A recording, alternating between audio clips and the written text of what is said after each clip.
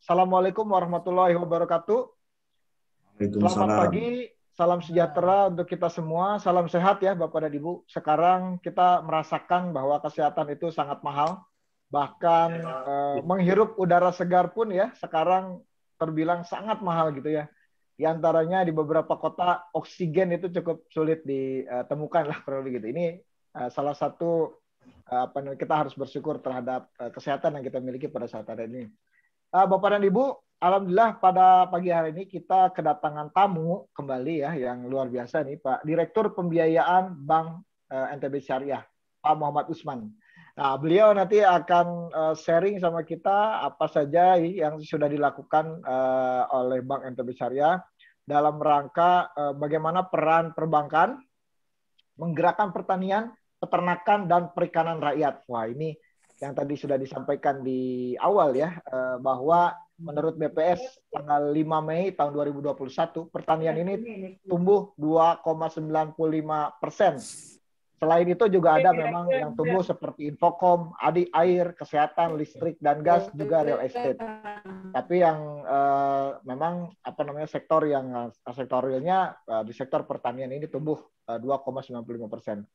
Nah, oleh karena itu kami mohon berkenan kepada Ketua Umum Intani, Insan Tani dan Nelayan Indonesia yang juga Asisten Staf Khusus Wapres Pak Guntur Subagja untuk berkenan membuka dan sekaligus memberikan pengantar atau prolog terhadap diskusi kita pada pagi hari ini. Kepada Pak Guntur Subagja, waktu dan tempat kami persilakan, Pak. Baik, terima kasih Kang Helma dari Intani Bandung. Selamat pagi Bapak Ibu, Pak Usman, Direktur Bank NTB Syariah, Ibu Biba dari Dirjen Kementan Hortikultura, Bapak Ibu dari Dinas Ketahanan Pangan dan Pertanian dari berbagai daerah ini di Indonesia, ada dari Babel, ada Jawa Barat, ada NTB, ada beberapa wilayah lain. Assalamualaikum warahmatullahi wabarakatuh. Pertama, kami mengucapkan terima kasih atas kehadirannya Bapak Ibu, termasuk Pak Muhammad Usman yang meluangkan waktu untuk berdiskusi dalam forum webinar Inspirasi Bisnis Intani yang kita selenggarakan setiap hari Rabu. Sekarang kita sudah edisi ke-32, dihadiri para peserta anggota Intani, pemegang kebijakan dari pemerintah dan juga dari pelaku serta akademisi. Sedikit menyampaikan apa itu Intani. Intani adalah satu organisasi kemasyarakatan, perkumpulan yang didirikan tahun 2015 oleh para pendirinya dari beragam latar belakang yang concern terhadap sektor pertanian. Jadi di dalamnya ada pelaku pertanian itu sendiri, ada para pengusahanya, ada akademisinya, ada juga dari birokrat dan teknokrat, dan ada aktivis dan stakeholder lain yang kenapa Intani menyasar jaringan yang lebih luas dari berbagai latar belakang, karena kita ingin kita bisa mengintegrasikan semua stakeholders pertanian dan membangun satu ekosistem yang berkelanjutan yang melibatkan banyak pihak. Jadi petani ini baru salah satu sektor dalam bagian dari ekosistem. Di situ harus ada sektor perbankan, harus ada sektor industrinya, harus ada di hulunya lagi yang menyiapkan benih dan pupuk. Kemudian ada di budidaya, ada di off farming, mulai proses pasca panen hingga pengolahan, kemudian di industri hilirnya sampai ke produk-produk makanan. Nah, kita bicara pertanian Indonesia, tentu ini semestinya menjadi satu momentum untuk dikembangkan di tengah pandemi COVID, karena pertanian ini adalah satu-satunya sektor ekonomi yang tumbuh cukup tinggi, termasuk sektor perikanan, dan juga memberikan economic impact dan social impact yang sangat besar. 60% penduduk Indonesia ini di sektor pertanian dan mereka sebagian besar di pedesaan. Nah, Intani hadir meliputi 5 hal yang menjadi fokus strategi kita. Pertama adalah kita ingin memperkuat sumber daya manusia di sektor pertanian dalam satu ekosistem. Jadi bukan hanya petani di lapangan, tetapi juga sektor-sektor yang ada di dalam ekosistem itu sendiri. Yaitu pertama kita melakukan pemberdayaan kapasitas dan pemberdayaan aspek ekonomi, people empowering dalam 2 sisi. Nah, kedua kita ingin mereka juga memiliki inovasi-inovasi khususnya dalam aplikasi teknologi, baik itu teknologi yang sifatnya hardware ya, alat-alat pertanian maupun teknologi yang sifatnya bioteknologi. Gitu kan. Ini yang sebenarnya kita ingin kembangkan, termasuk cara-cara bercocok tanam. Di situ ada kearifan lokal yang bisa dikembangkan. Di sisi lain juga ada pendekatan-pendekatan yang modern yang bisa kita padukan menjadi sesuatu yang bisa meningkatkan produktivitas. Ketiga, kita ingin para petani dan stakeholders dalam satu ekosistem sudah menyasar kepada peningkatan produk pertanian itu sendiri. Jadi produk nilai tambah. Jadi selain di budidaya, kita harus juga kembangkan di produk nilai tambah. Adalah kita harus mengembangkan jejaring, istilah kami ya integrated ya, terintegrasi gitu antara petani dengan off-taker, dengan pemodal, dengan perbankan, dan dengan sektor-sektor lainnya. Dan di sisi lain juga kita ingin para petani dan juga masyarakat yang dalam ekosistem ini sudah masuk ke dalam korporasi petani yang kita sebut sebagai social enterprise. Jadi korporasi petani yang dibangun ini harus memberikan dampak ekonomi setinggi-tingginya dan juga dampak sosial setinggi-tingginya. Itu yang dinamakan social enterprise. Social enterprise bukan kegiatan usaha sektor pertanian yang istilahnya yang hanya fokus pada aspek sosialnya, tetapi juga harus masuk aspek ekonomi yang memberikan dampak ekonomi yang sangat baik. Nah, kami mencoba membuat beberapa sektor ya, mulai dari pertanian pangan, kemudian ada peternakan, ada juga di sektor perikanan dengan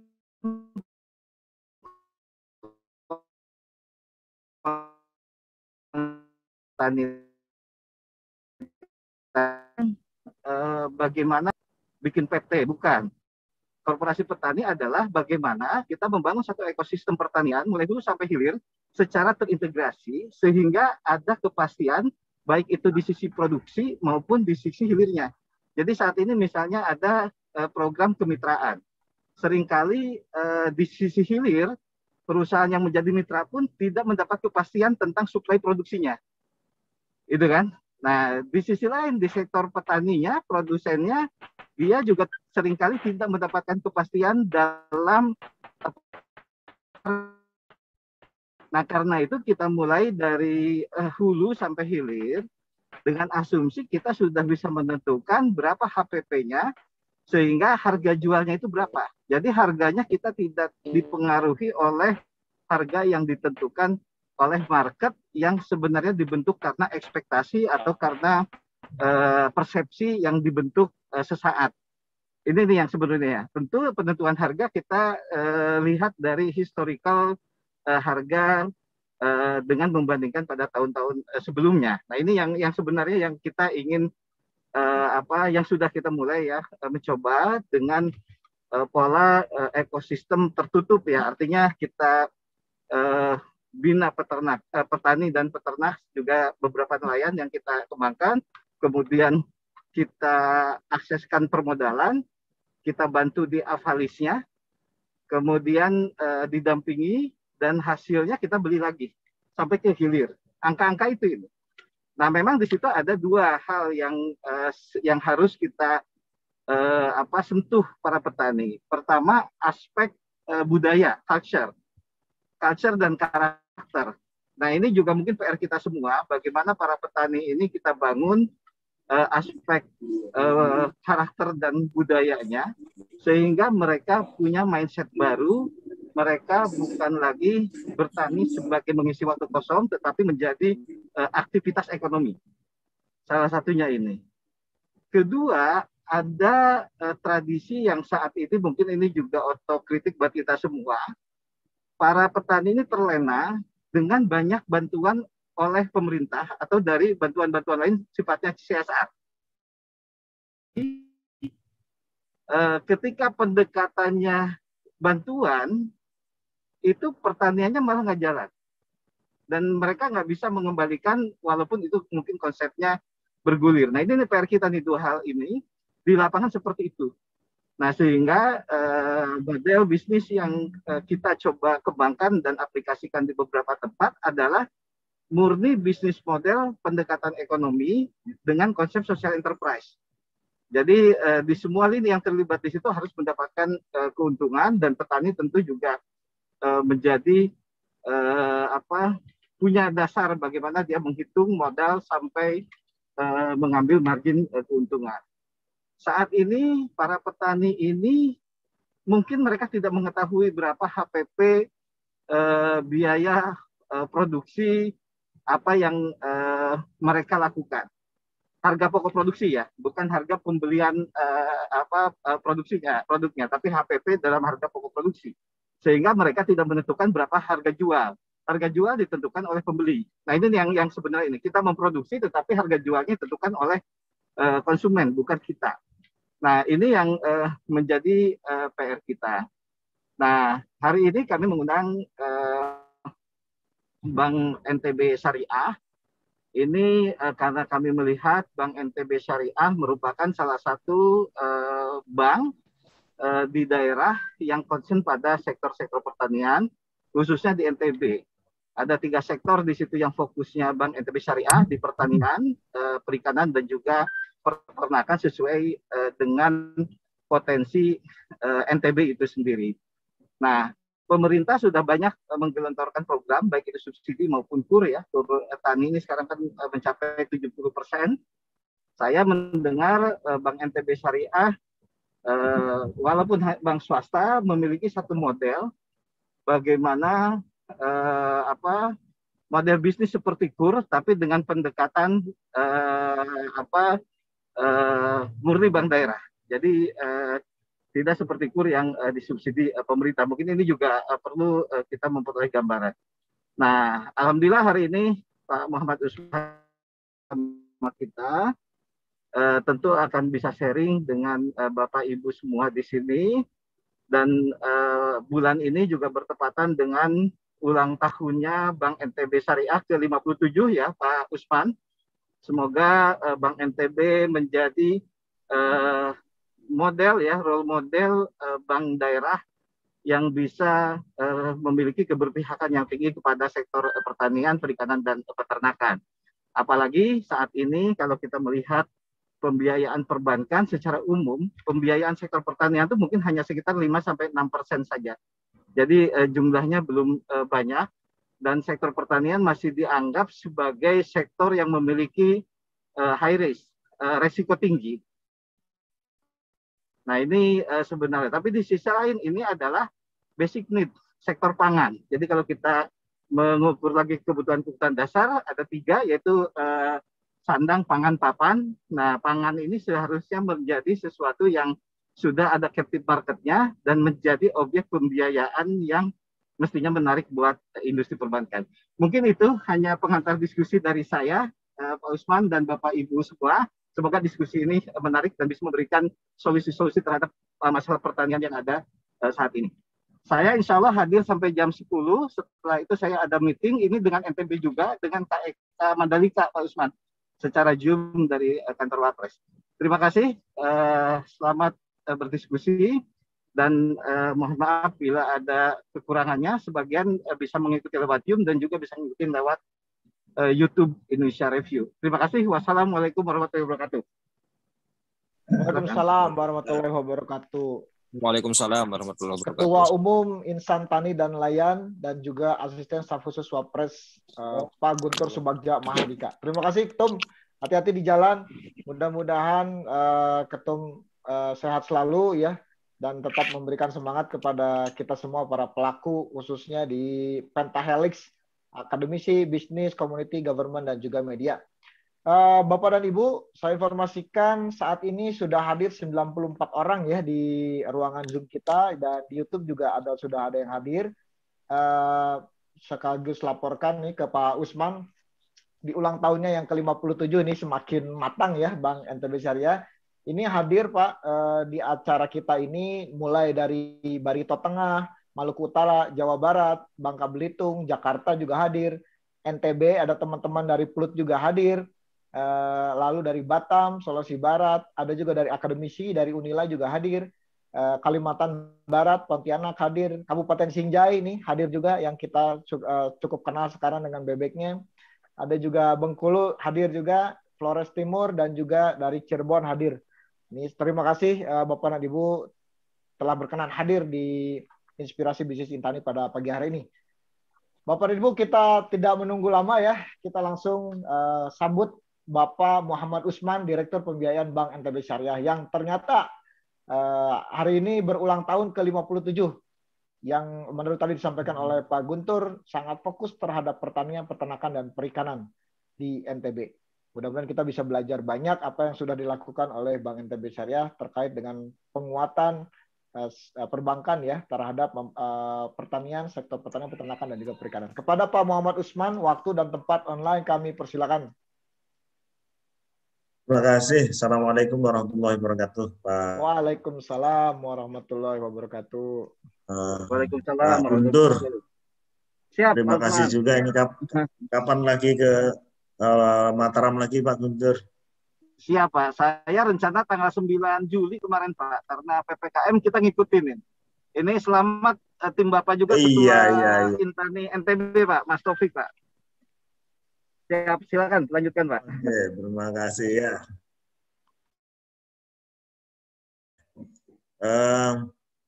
Benar, yang ulang tahun Bank NTB Syariah Pak. Kalau saya sendiri sih masih belum ulang tahunnya. Ya. Bank NTB Syariah ulang tahun yang ke-57, alhamdulillah. Mungkin tidak perlu panjang lebar. Saya kebetulan ada materi tayangan ya, boleh nanti saya bisa share gitu. Silakan Pak. Oke.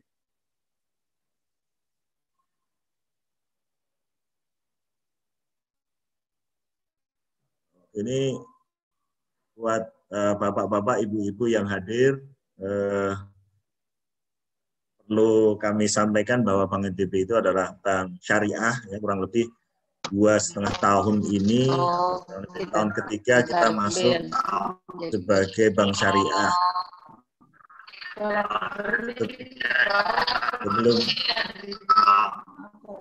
Sebelumnya kami adalah bank konvensional. Jadi kalau dihitung umurnya 57 itu jadi bank konvensional.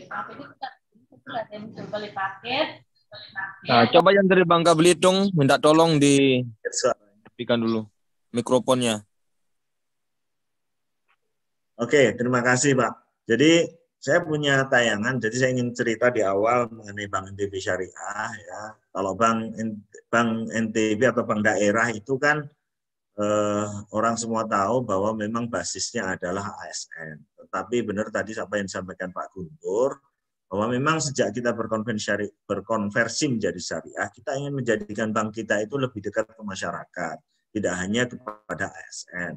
Dan alhamdulillah, mungkin saya perlu sampaikan, progres kita selama berkonversi menjadi bank syariah ini tumbuh dengan signifikan gitu ya. Kalau kita lihat nih, saya namanya kenalan ya, kita ingin menyampaikan aset kita dari 7 triliun tahun 2018 sejak kita konversi, saat ini sudah di atas 11 triliun per Juni nih, per Juni 2021. Dana pihak ketiga atau orang yang menabung di kita dari 4,9 menjadi 8,2 gitu ya. Kemudian pembiayaan juga tumbuh dari 4,8 menjadi 6,8 triliun. Ini sesuatu hal yang menggembirakan dan kita berharap kita bisa banyak bermanfaat, memberikan manfaat, memberikan kebaikan kepada masyarakat, tidak hanya kepada ASN. Dan kita sampaikan juga bahwa selain itu selain kita mengarah tidak hanya SN yaitu ke produktif juga, ke UMKM juga, itu kita juga mengembangkan jaringan kita, ya, jaringan e-channel yang kita terus kembangkan sehingga seluruh transaksi masyarakat ya, termasuk juga nasabah-nasabah kita yang punya usaha UMKM dan seterusnya bisa dapat terbantu. Nanti akan kami sampaikan di belakang. Nah, ini posisi kita kalau Bapak Ibu lihat, bahwa memang kalau kita lihat dominasi pembiayaan kita masih banyak di konsumtif, terutama ASN. Tetapi sejak 2 tahun, 3 tahun terakhir ini, dari sebelumnya kita kisarannya produktif itu hanya 8%, sekarang sudah tumbuh menjadi 15%. Ya. Nah, dan kalau segmennya kita lihat nih, pertanian kita, posisi kita di saat ini sudah di angka 100 miliar. Dan kalau kita lihat nanti polanya memang agak berat juga kalau tumbuh dengan cepat gitu ya, karena memang pola pertanian ini bukan yang sustain, maksudnya pembiayaannya yang terus menerus. Kalau beda dengan perdagangan ya, model kerja itu pembiayaannya evergreen gitu ya, terus menerus bisa dinikmati. Tetapi pertanian ini umumnya sifatnya adalah yarnen, jadi dibayar semuanya pada saat panen lunas, nanti ambil lagi dan seterusnya, sehingga memang kecenderungannya naik turun gitu ya, outstanding di sektor pertanian. Tetapi dari tahun ke tahun, dari bulan ke bulan, alhamdulillah juga tumbuh dengan baik, dan ini didukung dengan kebijakan di Bank Indonesia Syariah bahwa kita ingin fokus membantu perekonomian syariah daerah terutama di masyarakat NTB. Oke, kita lanjutkan. Kalau dilihat segmentasi atau UMKM yang ada di NTB ini paling tidak ada 3 besarannya. Memang yang paling banyak adalah sektor mikro, gitu ya, yang kecil-kecil itu banyak. Ada 89% ini di NTB. Kemudian kalau dari kemudian sektor yang kecil gitu ya, itu ada 10%, kemudian yang menengah ada 0,5% atau kurang lebih 3,3 ribu pengusaha yang ada di NTB, ini ya seluruh NTB. Dan kita melihat sebagai bank daerah untuk melakukan pengembangan UMKM ini butuh tantangan gitu ya, karena UMKM ini umumnya memang pengelolaannya sederhana. Ya, sedikit biasanya langsung ngeluh gitu ya, ada tambah izinnya harus izinnya ABCDE gitu ya, dia mengeluh karena memang masih sangat sederhana. Tapi itu tantangan buat kita dia sebagai bank untuk melayani mereka. Kemudian yang kedua, teknologi yang digunakan juga terbatas ya. Teknologi sederhana yang dimiliki oleh teman-teman UMKM ya, di sektor apa aja, pertanian juga, perdagangan juga, ya, peternakan dan seterusnya, semuanya teknologi ini sederhana. Sehingga beberapa kebijakan kami memang untuk mendukung atau mendorong teknologi ini digunakan, kita banyak menggandeng dengan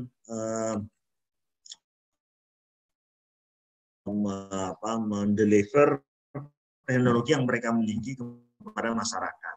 Yang ketiga, kemampuannya terbatas dalam pengelolaan, kemudian akses perbankan juga terbatas dari dua sisi ya, karena bank itu juga highly regulated institution ya, atau perusahaan yang sangat diketat itu dalam peraturan itu, tapi juga dari sisi masyarakat UMKM sendiri yang memang takut-takut gitu ya masuk ke perbankan, karena di mindsetnya adalah susah gitu. Padahal kita juga dari sisi kami juga berusaha untuk mendekatkan kepada masyarakat, sebenarnya masyarakat juga merasa susah. Tapi kadang-kadang dengan banyaknya dialog, banyaknya ketemu, akses ini paling tidak bisa kita atasi, ya, saling menyesuaikan. Gitu ya.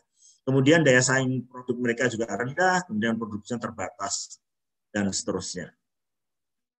Ini tantangan-tantangan yang kita baca sebagai perbankan yang harus kita perbaiki bersama, ya, baik dari sisi perbankan maupun dari sisi UMKM sendiri. Ya, kemudian selama ini kita melihat di NTB terutama di sektor pertanian, peternakan, dan perikanan ini punya masing-masing tantangan yang harus kita atasi ya, masyarakat atau UMKM atau pengusaha ini juga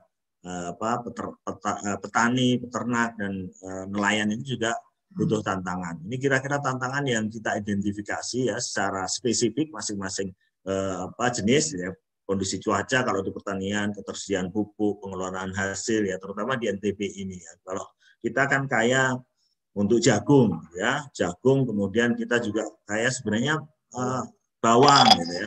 Terutama untuk jagung ini. Pengolahan jagung itu juga sedikit di kita. Jadi sebenarnya peternakan atau pertanian tidak bisa. Perlu ada tadi yang disebut sebagai ekosistem yang lengkap itu mestinya ya. Kalau selama ini misalnya hasil jagung itu dibawa keluar ke Jawa, kemudian diolah jadi makanan ternak, balik lagi ke NTB, dibeli lagi sama petani sapi gitu ya, atau peternak sapi. Itu kan mengurangi daya ini ya, mengurangi nilai mengenai nilai dari sapi, jadinya harga pakannya jadi lebih tinggi gitu kan, karena harus di luar dulu. Nah ini yang perlu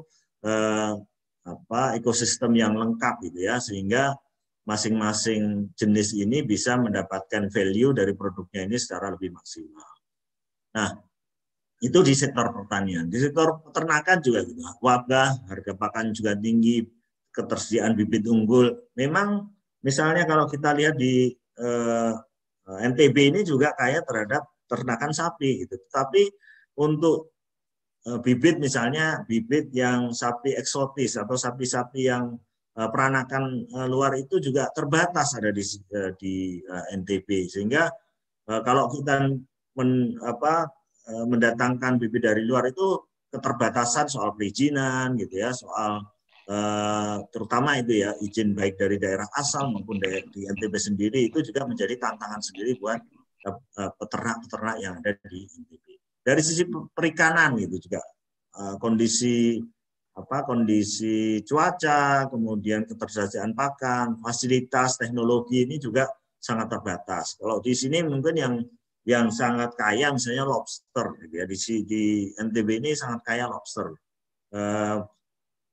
Tuhan menciptakan gitu ya tempat tumbuhnya atau beternaknya atau lahirnya atau membesarnya lobster itu di sekitar NTB. Tetapi kemudian kita tidak bisa mengolah, nelayan-nelayan kita itu tidak bisa mengolah, sehingga sering kalau dulu-dulu yang dibawa keluar itu yang masih kecil-kecil bibit gitu ya, sehingga kita tidak dapat mendapatkan nilai tambah yang besar.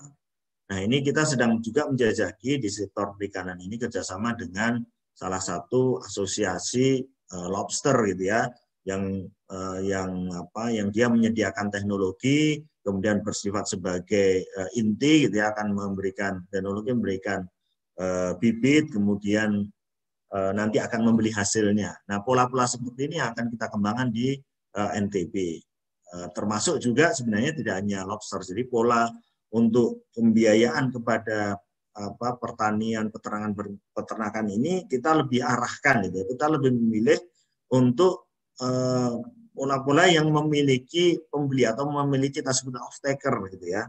Karena lebih terjamin. Karena kalau lebih terjamin dari sisi kepastian untuk dibeli, juga kepastian harganya gitu ya. Sehingga masyarakat atau petani itu tidak perlu ragu lagi, tidak perlu khawatir ketika nanti hasilnya melimpah atau hasilnya ada, sehingga sudah tidak perlu berpikir lagi untuk membeli kemana. Dan kedua dari sisi bank, ada kepastian pembayaran kewajiban mereka atas pembiayaan yang kita berikan kepada mereka. Nah, bagaimana untuk mengimprove-nya, tadi saya sampaikan ya perlu ada integrasi proses, ya. Ada ekosistem yang memang lengkap, baik bahan baku, proses, hasil itu juga harus lengkap. Ya.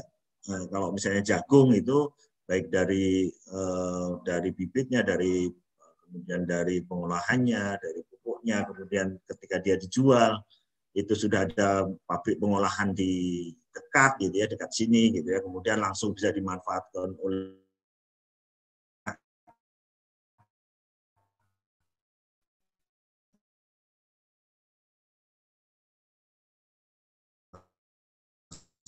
sapi misalnya. Itu yang coba kita industri yang berkaitan dengan peternakan maupun pertanian. Itu yang kita lakukan. Jadi beberapa case di tempat kita, kalau seperti misalnya sapi gitu ya, sapi kita coba untuk mengupayakan bahwa bibit-bibit ini bisa kita peroleh dengan lebih gampang dan dengan kualitas yang unggul. Kemudian juga masyarakat ini bisa membeli yang gitu, dan dijual. Kalau dijual nih pasarnya juga cukup banyak gitu ya, seluruh Indonesia gitu. Misalnya Jawa ingin kerjasama dengan satu BUMD di NTB ini membeli 1.000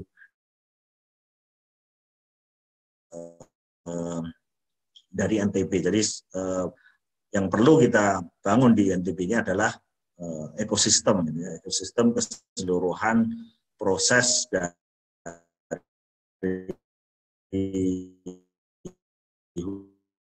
hulu ke hilir. Kita juga punya industri pupuknya, industri pakannya, sehingga nanti pertanian ini bisa ekosistemnya berjalan dengan baik.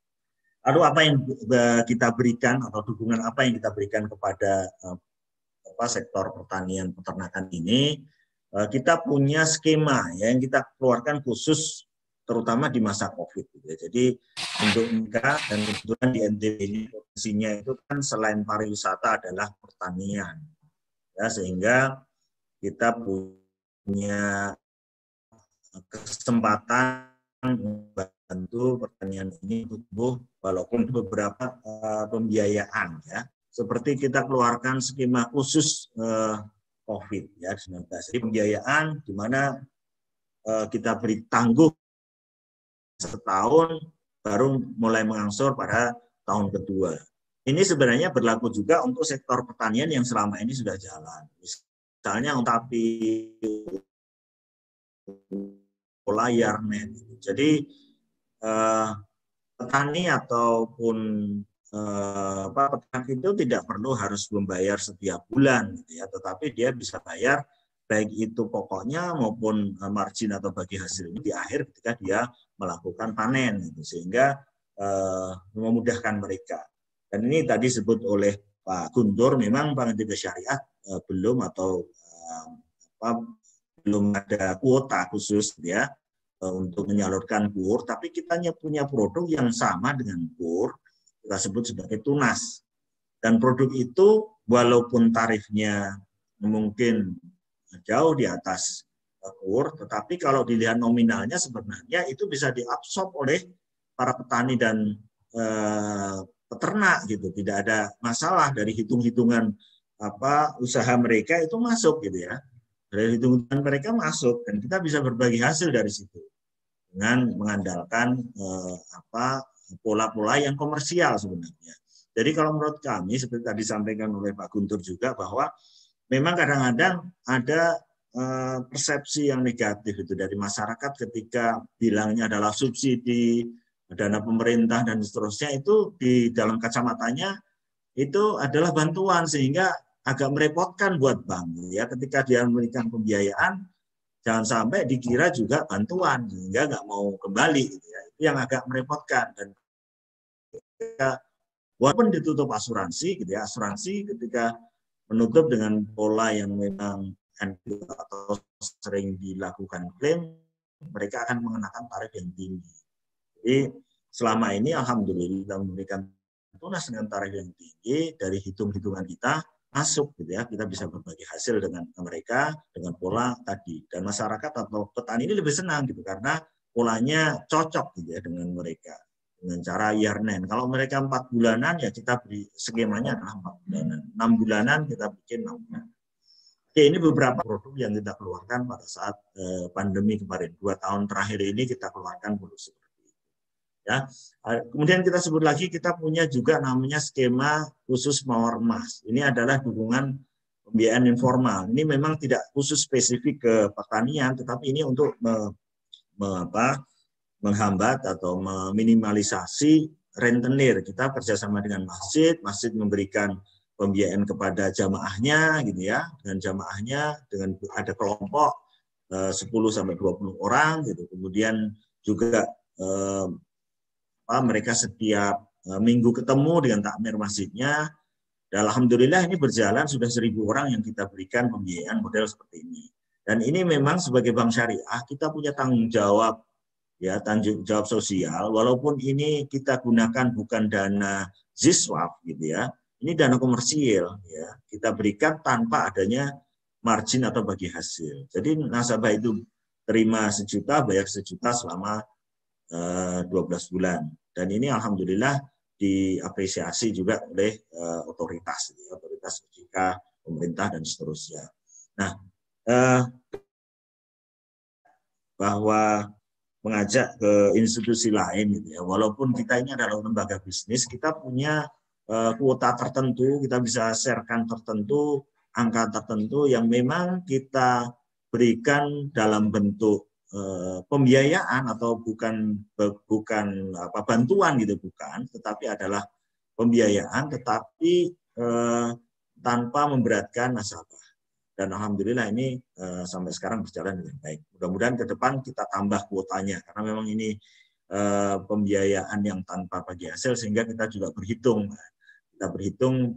seberapa besar kita bisa menyalurkan. Dan kita yakin sebagai bank syariah, sebagai orang Islam ya, percaya bahwa apa yang kita berikan gitu ya, kebaikan yang kita berikan pasti juga akan kembali kepada kita ya, tidak langsung dari pembiayaan ini secara langsung, pembiayaan mawar emas ini secara langsung, tapi insya Allah bisnis kita akan juga mendapatkan rezeki dari tempat lain gitu. Kita yakin itu sebagai bank syariah. Kemudian kita punya pembiayaan lagi, bisnis skema khusus mikro untuk pembiayaan di atas mawar emas ya, sekitar 2 sampai dengan 2,5 juta itu kita berikan ya.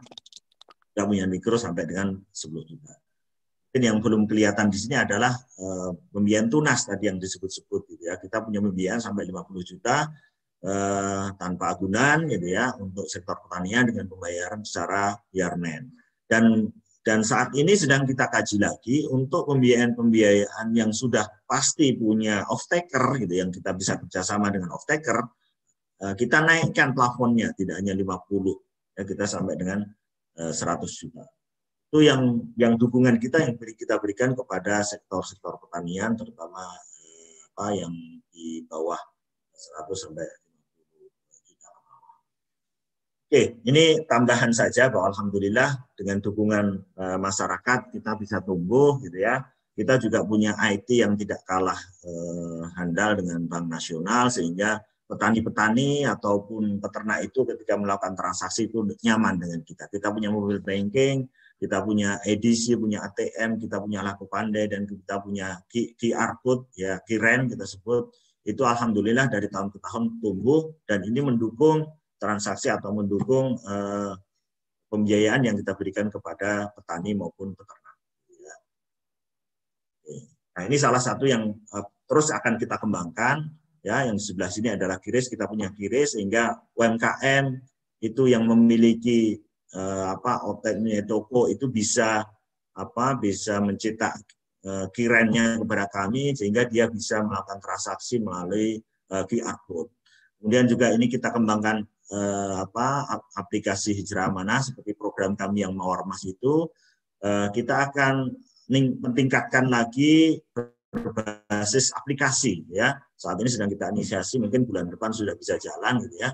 Kita kerjasama dengan pengembang aplikasi Hijrah Amanah, di mana mereka nanti lebih mudah, karena ini kecil-kecil ya Pak. Ini karena ini hanya 1 juta per orang gitu, sehingga mau nggak mau nanti kita harus kembangkan dengan aplikasi. Kemudian ada lagi amanah IPOS, jadi untuk nasabah ini terutama perdagangan sebenarnya ya. Itu kita kembangkan kasir gitu ya, kasir yang bisa langsung terhubung dengan rekeningnya, sehingga mereka lebih mudah untuk mencatat hasil dagangannya atau hasil penjualannya melalui amanah IPOS. Barangkali itu yang ingin saya sampaikan. Mudah-mudahan dari kami Bank Indonesia Syariah bisa bermanfaat buat masyarakat atau buat para hadirin yang ada di Zoom ini. Silakan nanti kalau ada diskusi saya dengan senang. Demikian dari saya. Terima kasih.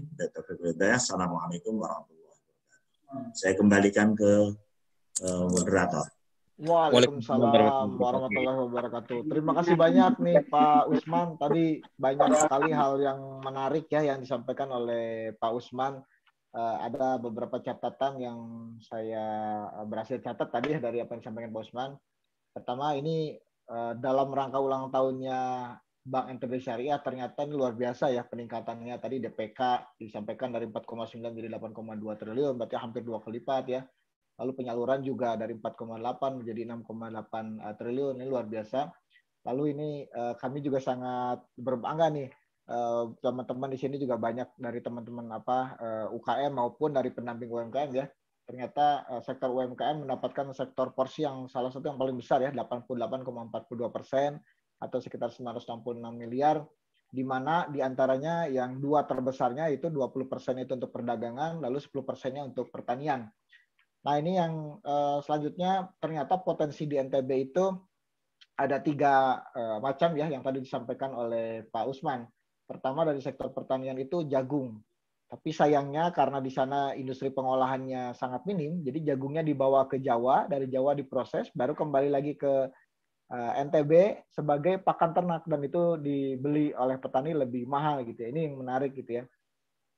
Yang kedua dari sektor peternakan ada sapi ya. Tadi salah satu tantangannya adalah bibit dari luar ini sangat terbatas masuk di NTB.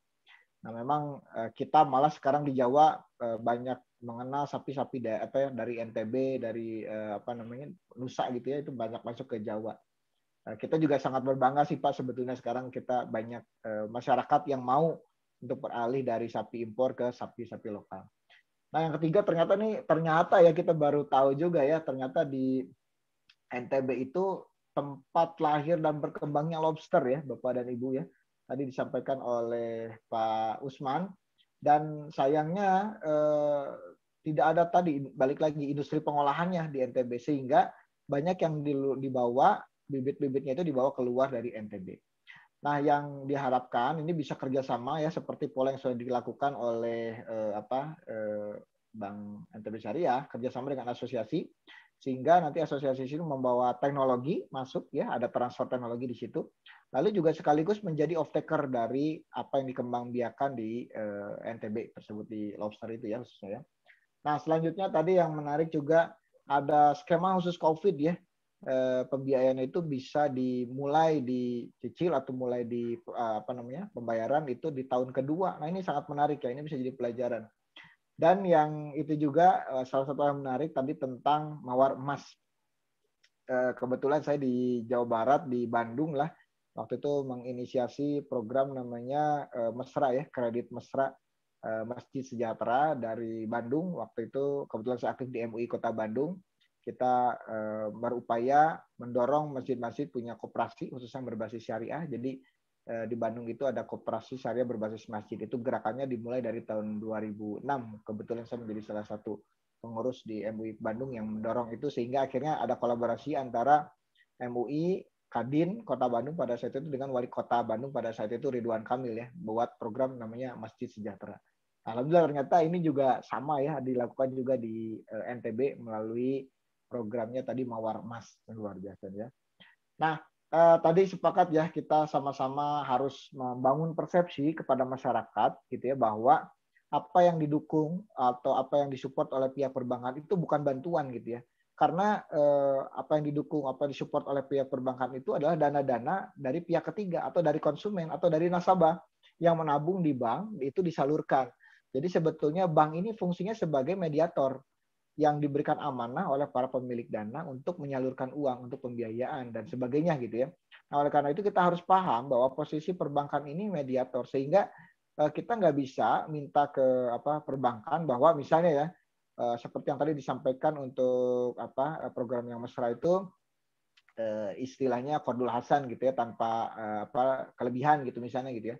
Nah itu harus di-create, perbankannya harus memang kreatif gitu ya, mencari sumber-sumber pendanaan yang tidak harus memberikan kelebihan atau meminta kelebihan dari nasabah tersebut. Jadi kita harus sama-sama membangun persepsi di masyarakat bahwa apa yang dilakukan oleh perbankan itu fungsinya sebagai mediator gitu ya, membantu menyalurkan uang dari pemilik dana kepada bisnis-bisnis yang diberikan pembiayaan oleh pihak perbankan. Itu Bapak dan Ibu beberapa catatan menarik yang tadi disampaikan oleh Pak Usman ya dari Bank NTB Syariah terkait dengan bagaimana peran perbankan dalam memperkuat sektor pertanian khususnya di pertanian, peternakan dan juga perikanan di NTB. Bapak dan Ibu, tadi sepertinya sudah banyak yang ingin bertanya ya, merespon apa yang disampaikan oleh Pak Usman. Sebentar saya akan lihat chat dulu. Di sini Bapak, Pak. Ya. Saya. Silakan Bang Al-Kausar. Oke, terima kasih banyak. Siap. Ini Ya, kalau di Jawa Barat ini kalau brand nih Bang, ini brand fashion Muslim nih, terkenal nih. Siapa? Silakan. Assalamualaikum warahmatullahi wabarakatuh. Waalaikumsalam warahmatullahi wabarakatuh. Ya, terima kasih banyak Bapak Moderator. Yang pertama yang ingin saya coba tanyakan tadi dari penyampaian dari Pak Guntur. Ya. Yang di sini yang sangat diharapkan bahwa bagaimana caranya supaya hasil produksi pertanian itu bisa dieksekusi atau bisa ditransportasikan ke Pulau Jawa. Oh ya, mohon maaf Pak, saya kenalkan diri dulu Pak. Iya dong, dari mana? Iya, gitu. Pak. Saking antusiasnya, Pak. Sayang, Bang. Ya. Saya Al-Kausar dari salah satu perusahaan swasta yang memang sudah bergerak lama di bisnis jagung, Pak. Wah, cocok. Ya. Nama perusahaan kami adalah Restu Sejati Group, Pak. Ya, Restu Sejati ya. Ya. Saat ini posisi saya sebagai regional manager untuk wilayah Bali, NTB, dan NTT, Pak, untuk pengembangan jagung dan tembakau, Pak. Ya, silakan. Oke, terima kasih banyak, Pak. Terus yang kedua tadi penyampaian dari Bapak Usman, Pak. Yang sangat diharapkan tadi itu adalah yang pertama, diperlukan off-taker yang bisa menangani hasil produksi dari petani itu sendiri. Ya. Terus yang kedua adalah pasar dari hasil pertanian itu jelas. Nah, kami ingin menyampaikan di sini bahwa memang saat ini petani kita yang khususnya ada di NTB yang dalam proses pengembangan usaha tani jagung memang sangat membutuhkan bantuan pembiayaan modal dari petani dari perbankan, Pak. Oleh sebab itu kami mencoba saat ini bekerja sama mulai dari skala kecil, yaitu kita mencoba dari cabang Bank NTB Kopang. Ya. Oke, saat ini memang kendalanya dari para petani memang dari sisi pengajuan dana tersebut masih dikhawatirkan apakah kita menggunakan agunan dan atau lain-lain seperti yang disampaikan oleh Bapak Usman tadi. Ya. Nah, tawaran yang bisa kami berikan mungkin dari perusahaan kami adalah bagaimana kita coba bekerja sama dalam pengembangan usaha jagung tersebut, supaya yang pertama yang bisa kita perhatikan di situ adalah pengembalian kredit dari petani.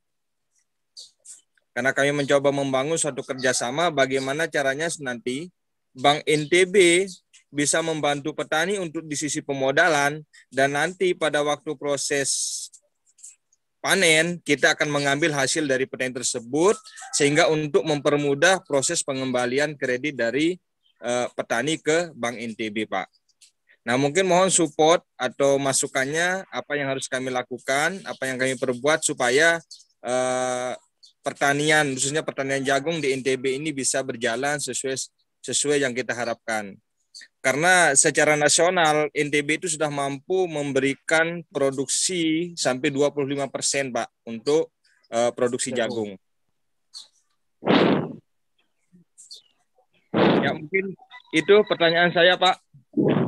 Oke, terima kasih Bang Al-Kausar ya. Ini sangat menarik. Malah ini mungkin yang ditunggu-tunggu nih ya. Mungkin ini mudah-mudahan inspirasi bisnis petani ini di kesempatan yang ke-32 menjadi forum kolaborasi nih antara Restu Sejati Group, Bank NTB Syariah, dan juga kelompok-kelompok petani ya. sehingga tadi bisa ada triple helix kerjasama gitu ya. Pak Usman, apakah kita akan tampung dulu atau langsung mau dijawab oleh Pak Usman? Langsung aja deh, langsung ya. Langsung ya, takut lupa ya. Terima kasih, Pak. Satu aja.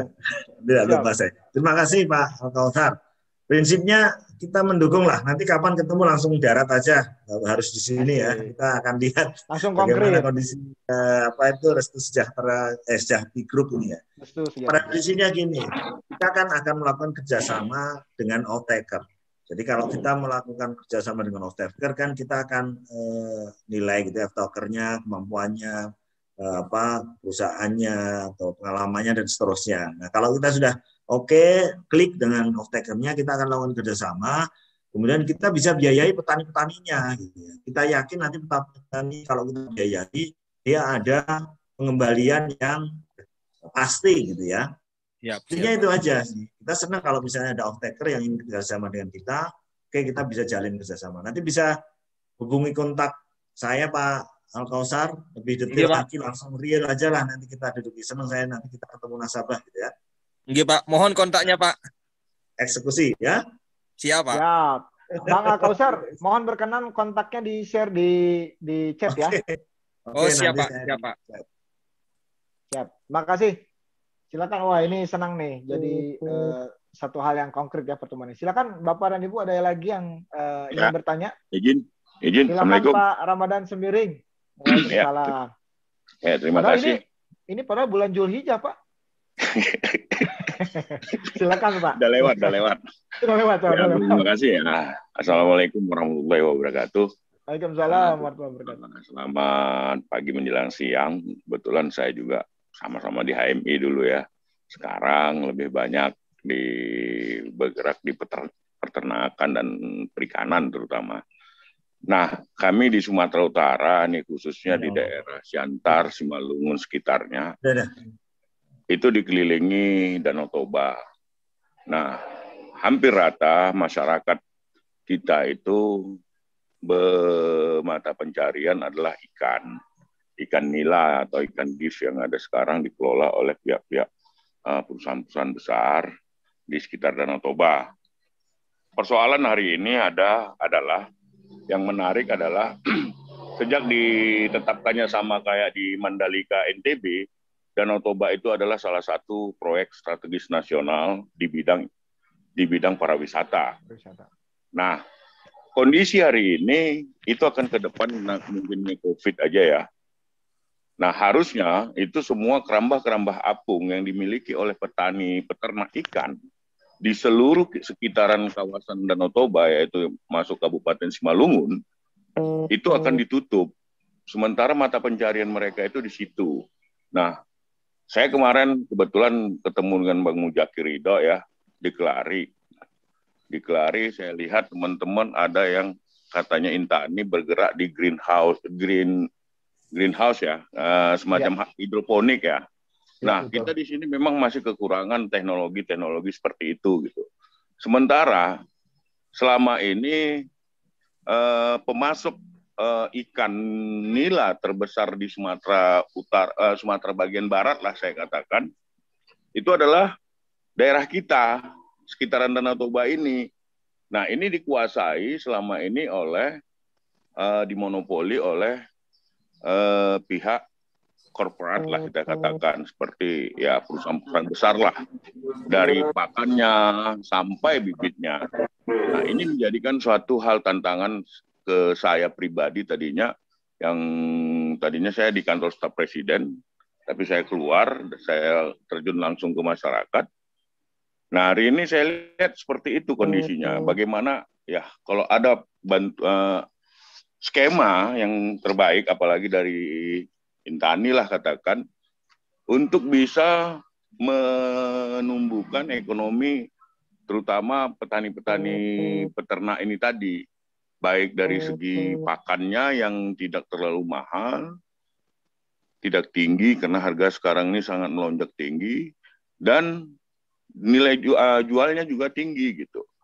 Sementara lahan-lahan untuk pemanfaatan lahan seperti untuk dengan peningkatan teknologi, apalagi isu ketahanan pangan, ini sangat memungkinkan wilayah Simalungun itu adalah wilayah yang terbesar nomor 3 di Sumatera Utara, Kabupaten Simalungun.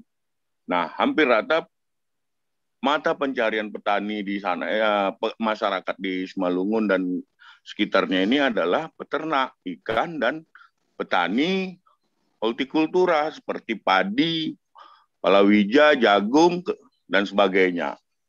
Ini yang membuat sebenarnya sumber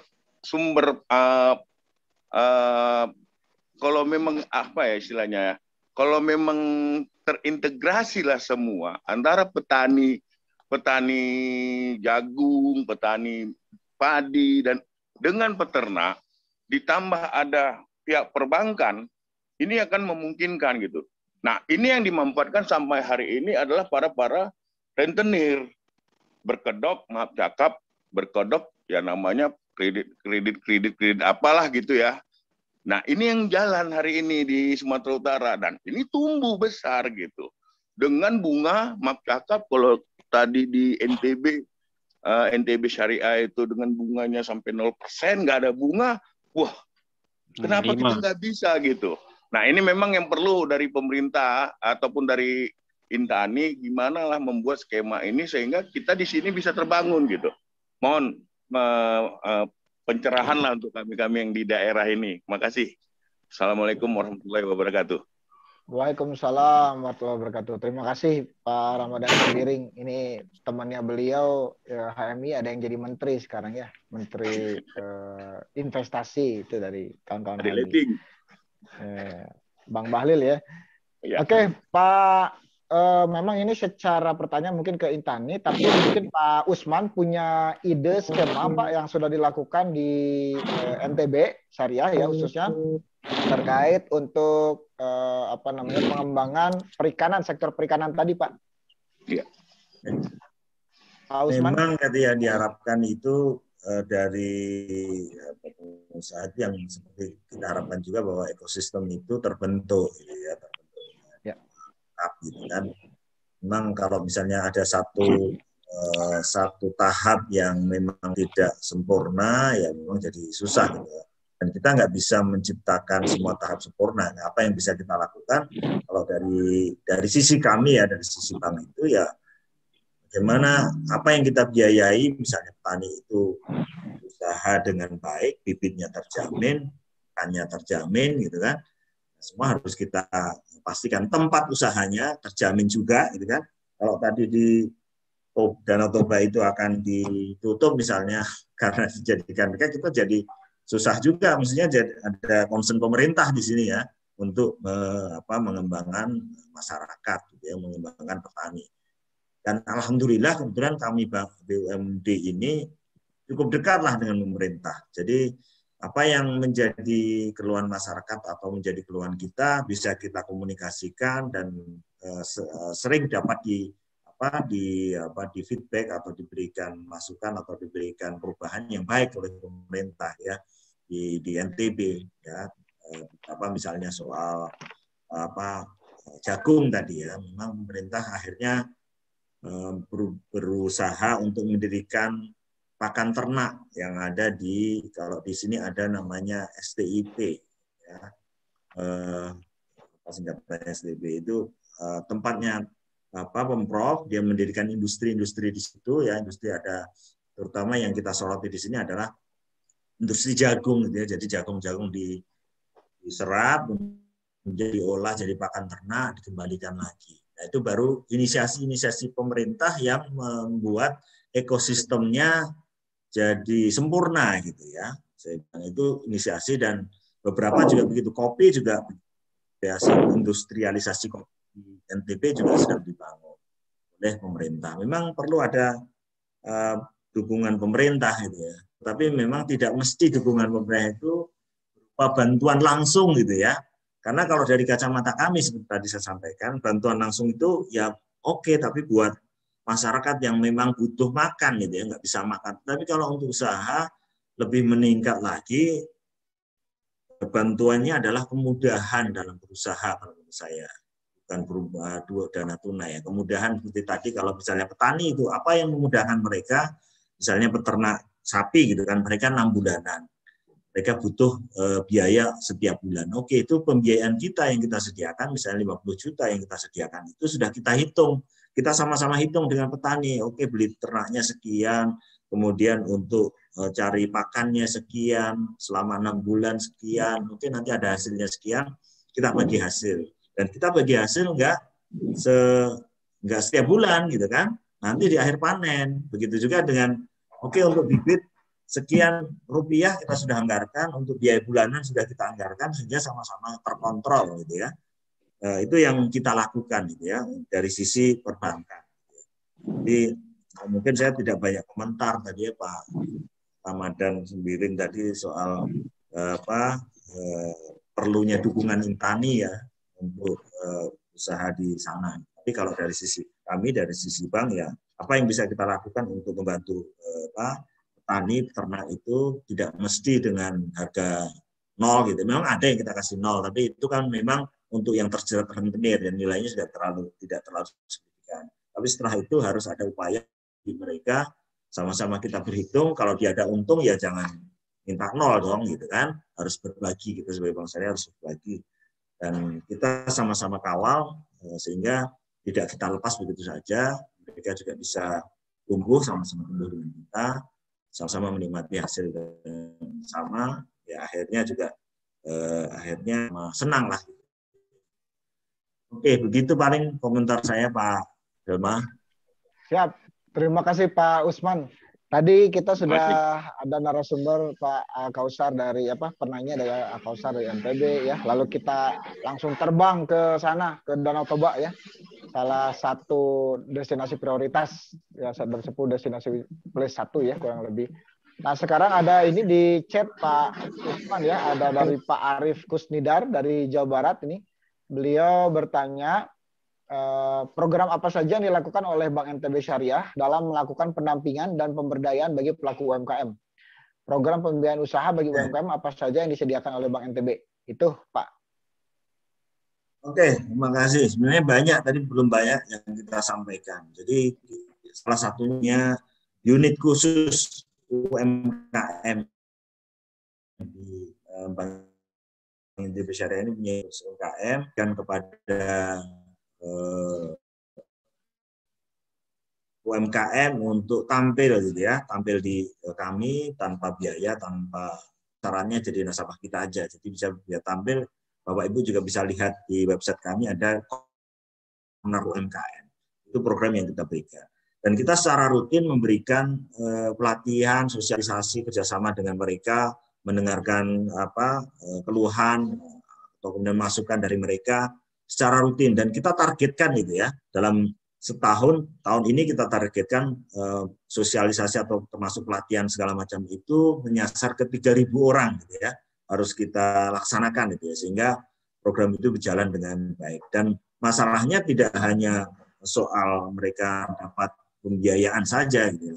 Masalahnya luas, seperti tadi akhirnya kita muncul amanah IPOS gitu ya. Jadi untuk UMKM yang memang tidak punya aplikasi untuk kasirnya gitu ya, seperti aplikasi kasir, kita bantu mereka dengan gratis ya, kita berikan mereka sehingga transaksi mereka terhubung dengan kami ya, dengan Bank NTB Syariah. Itu akhirnya muncul seperti itu.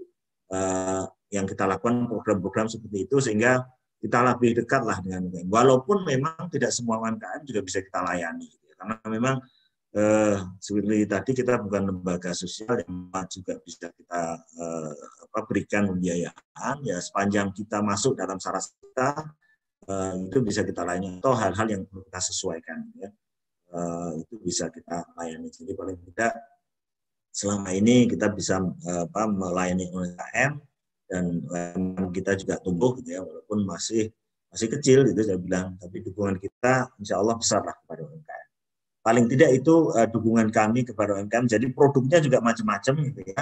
Tadi ada produk yang 50 agunan, tetapi itu juga opsional juga. Tadi Pak Kausar juga menyebutkan 50 juta tanpa agunan, tetapi kadang-kadang memang tergantung juga tingkat keyakinan kita gitu kan. Kalau memang sama sekali baru, kita belum pernah berhubungan sama sekali, mungkin juga kadang-kadang diminta agunan, walaupun mungkin agunannya juga tidak full gitu ya. Tapi namanya juga kita bekerja sama, kita bisa mendapatkan keyakinan yang cukup gitu ya, sehingga kita mintalah agunan, tapi tidak mesti gitu ya. Yang ya, tadi seperti saya sampaikan, program yang lain lagi juga ada pembiayaan yang bayarnya biarnen atau bayarnya setahun sekali gitu ya. Itu bisa kita kita bisa deliver ya, tentu dengan kita evaluasi juga usahanya. Kalau memang usahanya kondisinya memang harus bayarnya setahun sekali, 6 bulan sekali, ya kita setting seperti itu ya. Itu program yang kita punya. Barangkali itu Pak Herman jawaban saya. Ya, terima kasih Pak Usman. Itu Pak Arif ya. Tadi yang sudah dilakukan terkait dengan pendampingan. Pertama ada unit khusus ya UMKM, lalu ada corner UMKM tadi gitu ya, syaratnya hanya menjadi nasabah, lalu juga memberikan pelatihan. Nah, ini juga mungkin yang menarik ya, mendengar keluhan ya para pelaku UMKM atau juga dari nasabah Bank Indonesia Syariah, sehingga dari keluhan situ dicari solusi, sehingga solusi itulah yang akhirnya bisa membantu teman-teman UMKM. Tadi tuh targetnya setiap tahun 3.000 orang ya Pak pelatihan dan ya tahun ini. Tahun ini ya. Oke. Nah, lalu tadi menarik juga tuh karena salah satu kelemahan dari UMKM adalah masalah pencatatan keuangan ya. Dan NTB Syariah memberikan amanah IPOS tadi ya, gratis untuk pelaku UMKM. Dan bagusnya itu nanti istilahnya transaksinya dia akan terekod ke bank. Kalau sekarang kita bicara tentang ekosistem ya, apalagi di sisi digital, bahkan perbankan itu nanti bisa jadi nggak usah harus minta jaminan lagi. Kenapa? Karena dari segi transaksi sudah terlihat. Bahkan mungkin nanti ke stoknya mereka juga pakai aplikasi digital gitu, sehingga nanti semua bisa dilihat di dalam satu dashboard gitu kurang lebih gitu ya, sehingga sangat mudah untuk lembaga perbankan untuk memberikan pembiayaan tanpa harus memberikan jaminan. Tadi karena agunan itu hubungannya sama kedekatan ya. Kalau udah semakin dekat, sudah tahu, itu ya mungkin semakin sedikit nilainya. Tapi kalau belum tahu ya pasti akan semakin besar gitu. Itu akan disesuaikan tadi. Terima kasih Pak Usman. Bapak dan Ibu, ada lagi yang ingin Itu ada yang tanya, mungkin saya jawab di chat. Ya. Itu ada yang mengenai skema khusus mawar emas gitu ya. Oke. Ya. Skema khusus yang kita ciptakan di pandemi, kemudian memang juga mencoba untuk mengurangi rentenir. Nah, kalau mau bergabung, sebenarnya kita harus kerjasama dengan masjid, gitu ya, masjid tertentu, karena ini komunitas ya yang kita sasar. Komunitas masjid tertentu, dia juga harus punya jamaahnya yang mungkin pertemuannya bisa diatur setiap minggu sekali, 1 minggu sekali.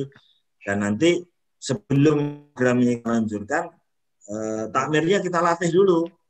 Kita latih dulu sehari atau 2 hari gitu, menerima bagaimana polanya, bagaimana cara mengkoleknya dari masyarakat, bagaimana cara menyalurkannya, dan seterusnya, bagaimana kerjasama dengan kita, itu kita fasilitasi. Dan ke depan mungkin akan lebih maju lagi, kita akan fasilitasi melalui aplikasi nantinya, sehingga lebih termonitor. Ya.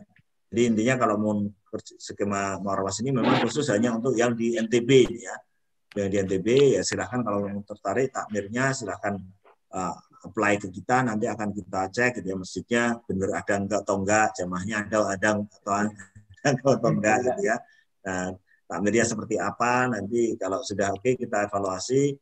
Nah, kebetulan ini kerjasama juga dengan MES, masyarakat Indonesia Syariah yang ada di NTB. Mereka jadi partner kita untuk mengevaluasi masjid mana yang layak. Nah, kalau saya, kemudian kita latihnya sehari 2 hari, dan bisa kita salurkan. Yang lebih seperti itu kalau mau ingin masuk jadi program mawar emas. Siap. Terima kasih Pak Usman. Wah, ini saya juga aktif di MES Jawa Barat kebetulan ya. Selanjutnya tadi ada Pak Abdul Aziz Raisen. Silakan Pak Abdul Aziz. Masih di mute sepertinya Pak. Ya, silakan. Oke. Terima kasih Pak. Assalamualaikum. Waalaikumsalam. Saya Aziz Pak dari Lombok Timur, NTB. Kebetulan sekali ada dari pihak Intani, sekaligus Pak siapa tadi dari Al Kausar itu sama Pak Usman kebetulan ya. Ada beberapa hal yang perlu saya tanyakan. Tadi Pak Usman menyebutkan tiga sektor di NTB ya yang berpotensi itu. Nah, Pak Usman lupa satu sektor yang sangat potensial sekali di NTB, terutama di wilayah saya Pak, di Lombok Timur di Kecamatan Suralaga ya, Kecamatan Suralaga, yaitu hasil sembako Pak. Hasil sembako kayak sayur itu cabai, tomat, Iya, apa segala macamnya. Nah, iya, ya, iya. itu yang Pak Usman lupa tadi untuk kanunya, karena ini lagi apa ya, lagi apa supply sayur di Lombok ini adalah eh, pasokan terbesarnya di dua kecamatan Pak, di Sembalun sama di Kecamatan Suralaga untuk pasokan sayurnya. Nah, andai kata itu tidak ada, maka sangat kurang sekali gizi orang Nusa Tenggara Barat, Pak. Kalau tidak ada pasokan sayur dari dua daerah yang saya sebutkan tadi. Yang saya mau tanyakan, Pak, begini. Yang pertama itu adalah saya saran dulu ya Pak ya. Saya saran dulu bagaimana nanti pihak dari Bank NTB memberikan literasi digital kepada kepada masyarakat tani. Karena petani kita ini sering bahasa kita itu sering di bahasa bawahnya itu ditipu-tipu sama Pak, sama tengkulak untuk harga sayur dan segala macamnya. Jadi butuh literasi digital dari pihak bank sendiri untuk memberikan pemahaman terhadap rasio harga yang standar yang ada di pasaran pada hari itu begitu loh. Terus yang selanjutnya untuk Pak Usman, mengenai ini. Tadi pembiayaan itu lebih difokuskan kepada UMKM ya. Untuk UMKM, saya dengar seperti itu tadi pernyataan Pak Usman, UMKM. Nah, sementara banyak masyarakat kita yang tidak include atau tidak masuk kepada kelompok UMKM. Seperti yang dibilang sama Bapak yang dari Medan itu, banyak masyarakat kita yang minjam ke bank-bank rentenir itu Pak. Jadi istilah orang sini itu bank rontok. Ya, jadi pagi ngerontok, pagi minjem, sore ngerontok gitu. Ngerontok itu ya begedor lah. Gedor mukul pintu untuk nagih gitu loh. Nah, banyak teman-teman atau petani yang di bawah itu minjem seperti itu karena kesulitan untuk mendapatkan modal usaha. Nah, meminjam di bank butuh mekanisme dan regulasi yang lumayan rumit lah. Kita bisa bilang katakan rumit karena petani itu banyak juga yang sewa tanah Pak. Banyak yang sewa tanah untuk untuk mengembangkan hasil pertanian mereka begitu loh. Nah, bagaimana pihak dari Bank NTB Syariah sendiri menyiasati yang non UMKM itu kayak masyarakat mandiri dan lain sebagainya.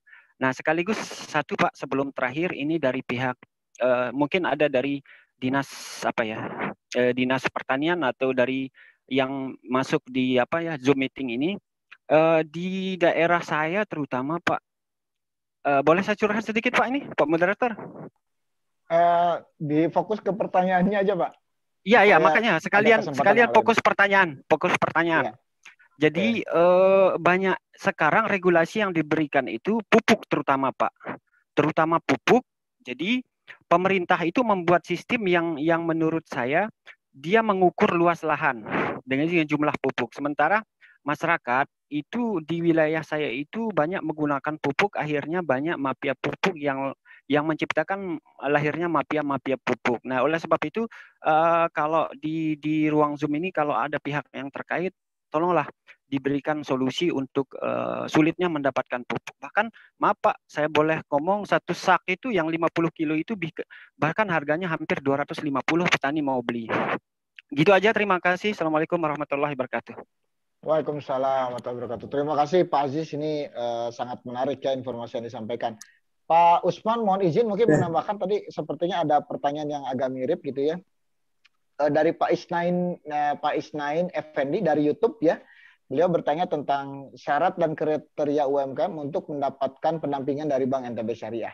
Mungkin tadi akan ada related lagi terkait dengan yang disampaikan oleh Pak Aziz, poin yang kedua tentang pembiayaan UMKM ya. sebetulnya tadi disampaikan oleh Pak Usman, UMKM itu tidak hanya di situ tadi dijelaskan UMKM itu ada pertanian, sektornya ada perdagangan gitu ya, ada berbagai macam sektor. Jadi UMKM itu cakupannya sangat luas, Pak. Mungkin nanti bisa dijawab lengkap oleh Pak Usman. Silakan, Pak. Oke, baik, terima kasih Pak. Pak banyak pertanyaannya ya, tapi beberapa yang bisa kita sampaikan bahwa memang benar bahwa di sini potensinya pertanian secara umum. Tadi tidak spesifik seperti beras itu juga banyak di sini potensinya beras. Kemudian ada lagi tembakau gitu ya. Ya sayur-sayuran banyak potensinya di NTB gitu ya. Mungkin kalau kita bicara sayur-sayuran gitu, atau yang lain ya mungkin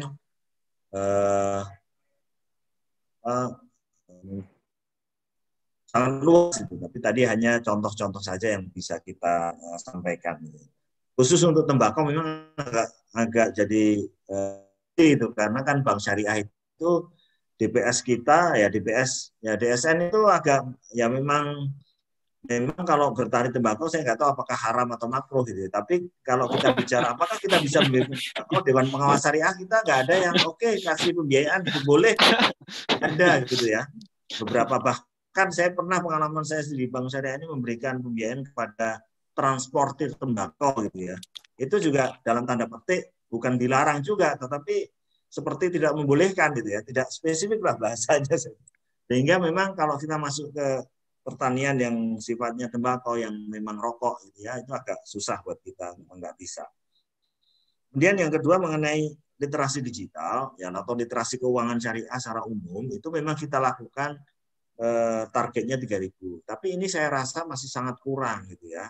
Karena memang kemampuan kita juga hanya seperti itu. Belum menjangkau daerah-daerah mungkin di tempatnya Pak Abdul Aziz juga mungkin belum sampai ke sana karena memang terbatas sekali. Barangkali kalaupun upaya itu bisa dilakukan bergabung dengan komunitas gitu. Karena kita nggak mungkin menjangkau individu satu-satu, Pak. Yang kita lakukan adalah bekerjasama dengan komunitas-komunitas. Kita banyak komunitas pengusaha wanita, ada komunitas pengusaha lobster, ada pengusaha kopi. Itu kita bisa kalau ada komunitas-komunitas yang ingin ngajak kerjasama dengan kita atau paling tidak ingin literasi dengan kita, insya Allah kita sambut gitu ya. Ada HIPMI, ada komunitas apa aja lah, organisasi apa aja, kita bisa sampaikan literasi keuangan, baik membangun kerjasama untuk pembiayaan UMKM atau transaksi bisnis lain atau transaksi digital gitu ya. Kita bisa sampaikan itu sangat kita juga sangat membutuhkan gitu ya. Itu jadi insya Allah kalau literasi akan kita teruskan dengan daya jangkau kita yang keterbatas ya, sangat terbatas. Terus kemudian terkait dengan masyarakat yang tidak masuk UMKM ya itu kita punya program juga namanya Mawar Emas, melawan rentenir berbasis masjid gitu ya. Memang kalau kita bilang kita sudah punya saat ini 1.000, tapi itu pun juga kita masih sangat kurang, lebih dari 1.000 orang yang sudah dapat pembiayaan dari kita. Ya, dapat kita itu yang memang tidak masuk kriteria UMKM gitu ya. Maksudnya dari sisi tidak bankable lah gitu. Tetapi kita harus fasilitasi itu melalui lembaga, yaitu melalui lembaga takmir masjid. Kita nggak bisa langsung satu-satu. Itu yang baru yang bisa kita lakukan. Karena kita ini juga lembaga finansial yang menjaga amanahnya nasabah dana gitu. Sehingga kita juga harus hati-hati, kita juga diatur oleh berbagai aturan OJK, BI, peraturan undang-undang dan seterusnya, sehingga memang kita juga terbatas gitu ya. UMKM semaksimal mungkin kita berikan, yang non UMKM yang dekat rentenir tadi kita fasilitasi dengan Mawar Emas. Paling tidak itu yang bisa kita berikan. Kemudian apa kriteria UMKM tadi pertanyaan berikutnya yang bisa kita biayai ya. Kalau dari sisi bank itu paling tidak usahanya ada, sudah berjalan gitu ya. Bukan usaha masuk usaha ini itu ya termasuk ya belum pernah ada pengalaman. Sebaik apa aja teorinya gitu sudah punya konsep teori yang baik, tapi ketika belum pernah dilakukan gitu ya, kita biasanya bank akan menarik diri gitu ya. Kita akan lihat dulu karena kita bank harus hati-hati. Artinya kalau kita berteori tentang ya gampangnya kalau naik sepeda gitu ya, berteori apapun tentang naik sepeda, kalau belum pernah naik sepeda kita lihat jalan, ya kita nggak akan berani memberikan kepercayaan sepeda kepada dia. Tetapi begitu sudah jalan, paling tidak sudah ada satu siklus, satu periode, gitu ya, itu bisa kita fasilitasi. Kalau enggak belum punya pengalaman sama sekali, ya itu tadi masuknya ke paling tidak ke mawar emas itu tadi. Ya, itu paling tidak. Soal jaminan, sebenarnya jaminan juga bisa iya bisa enggak, gitu. Tergantung seberapa kuat usahanya. Memang kita tidak mensyaratkan jaminan, tetapi kalau kita masih meragukan usahanya baru setahun, baru sekali melakukan siklus, itu kadang-kadang dari sisi AU kita juga masih pertimbangan, oke Pak, tambahin jaminan. Tapi bisa aja kalau memang usahanya kuat, itu bisa kita langsung. Apalagi kalau nanti misalnya sudah ikut amanah IPOS kita, transaksinya sudah kita pastikan ada terus, track record-nya bisa kelihatan, kebaca melalui di rekening atau transaksinya kelihatan di aplikasi amanah IPOS tadi, ya mungkin kita punya kepercayaan, gitu ya. Jadi tidak banyak kriterianya UMKM. Kalau izin-izin misalnya, apa izinnya? Sesuai izin yang standar ada di pemerintah, gitu kan. Kalau memang tidak bisa izin lengkap, ya mungkin keterangan dari kelurahan itu sudah cukup untuk nilai-nilai tertentu, ya. Kita bisa cukup dengan kelurahan. Ya nggak mungkin nggak ada izin sama sekali, gitu ya. Mungkin itu yang bisa saya sampaikan Pak Abdul Aziz dan Thank you, Pak. Terima kasih. Terima kasih Pak Usman. Ini sepertinya juga tadi kalau saya lihat Pak Abdul Aziz mudah-mudahan menjawab ya tadi. Ada juga Pak ini, kalau tadi ini sepertinya agak dekat ya. Mungkin ada Pak Zainal nih dari Desa Bintang Rinjani, Kecamatan Suralaga, Lotim NTB ya. Ini sepertinya berdekatan dengan Pak Abdul Aziz sepertinya ya. Tadi sama-sama dari Suralaga ya wilayahnya. Bapak dan Ibu, ada lagi yang ingin bertanya atau ini kepada Pak Usman? Silakan. Sedikit tambahan bisa Pak, nambah bertanya Pak. Ya, silakan Pak Kosar. Oke, terima kasih banyak Pak. Sedikit tadi apa yang disampaikan oleh Bapak Usman sehubungan dengan prioritas-prioritas nantinya siapa yang akan diberikan atau dibantu dalam sisi permodalan usaha. Tadi sempat saya mendengar bahwa akan diprioritaskan pada komunitas-komunitas tertentu, Pak. Sesuai dengan hasil pengalaman kami dari tahun 2015 untuk menggeluti usaha tani jagung ini, memang sebagian besar di wilayah NTB itu lebih berperan terhadap kelompok tani.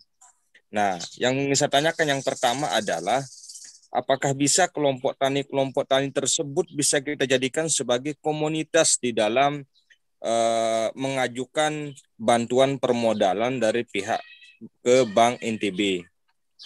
Yang kedua, kami inginnya bahwa sebagian besar dari pengalaman kami dari tahun 2015 sampai saat ini bahwa benar apa yang disampaikan oleh Bapak kita yang dari Suralaga, yang dari Gumantar dan sebagainya, masih banyak peran dari rentenir, bahkan ada yang peminjamannya ada namanya Bank 46, artinya minjam 4 kembali 6. Ya, ada juga namanya Bank 17 ya, ngambil minjam 1 juta kembali 1.700.000. Nah, seperti itulah mungkin yang hal-hal yang perlu kita sikapi supaya petani itu memang merasakan hasil dari mereka bertani itu. Itu, Pak. Nah, gimana kira-kira Pak? Apakah bisa? Terus yang kedua, yang selanjutnya mungkin ada diskusi khusus mungkin yang minta bantu nanti ke Pak Usman terkait dengan bagaimana regulasi kita ke depannya untuk pengembangan usaha pertanian khususnya yang ada di NTB, Pak. Kami siap dari Restu Sejati juga bersama-sama kita membangun pertanian NTB menjadi lebih maju. Karena saya juga putra NTB, Pak. Terima kasih, Pak. Oke, baik. Siap. Terima kasih, Pak Kausar. Mungkin sudah dihubungi staf saya, nanti kita bisa atur waktunya, Pak Kausar. Siap, Pak. Kalau Pak Kausar kan putra NTB, berarti ini ya kaum Ansor. Kalau saya kaum Muhajirin, Pak. Saudara Muhajirin bersaudara, Pak. Saya kaum milenial, Pak. Oke, nah kalau kelompok tani insya Allah ya bisa. Memang justru itu yang kita harapkan. Jadi memang bentuk kelompok-kelompok biar kita juga berhubungannya lebih mudah. Tapi kalau beritahu kelompok taninya khusus jagung atau yang lain-lain, Pak? Kalau Pak Osar?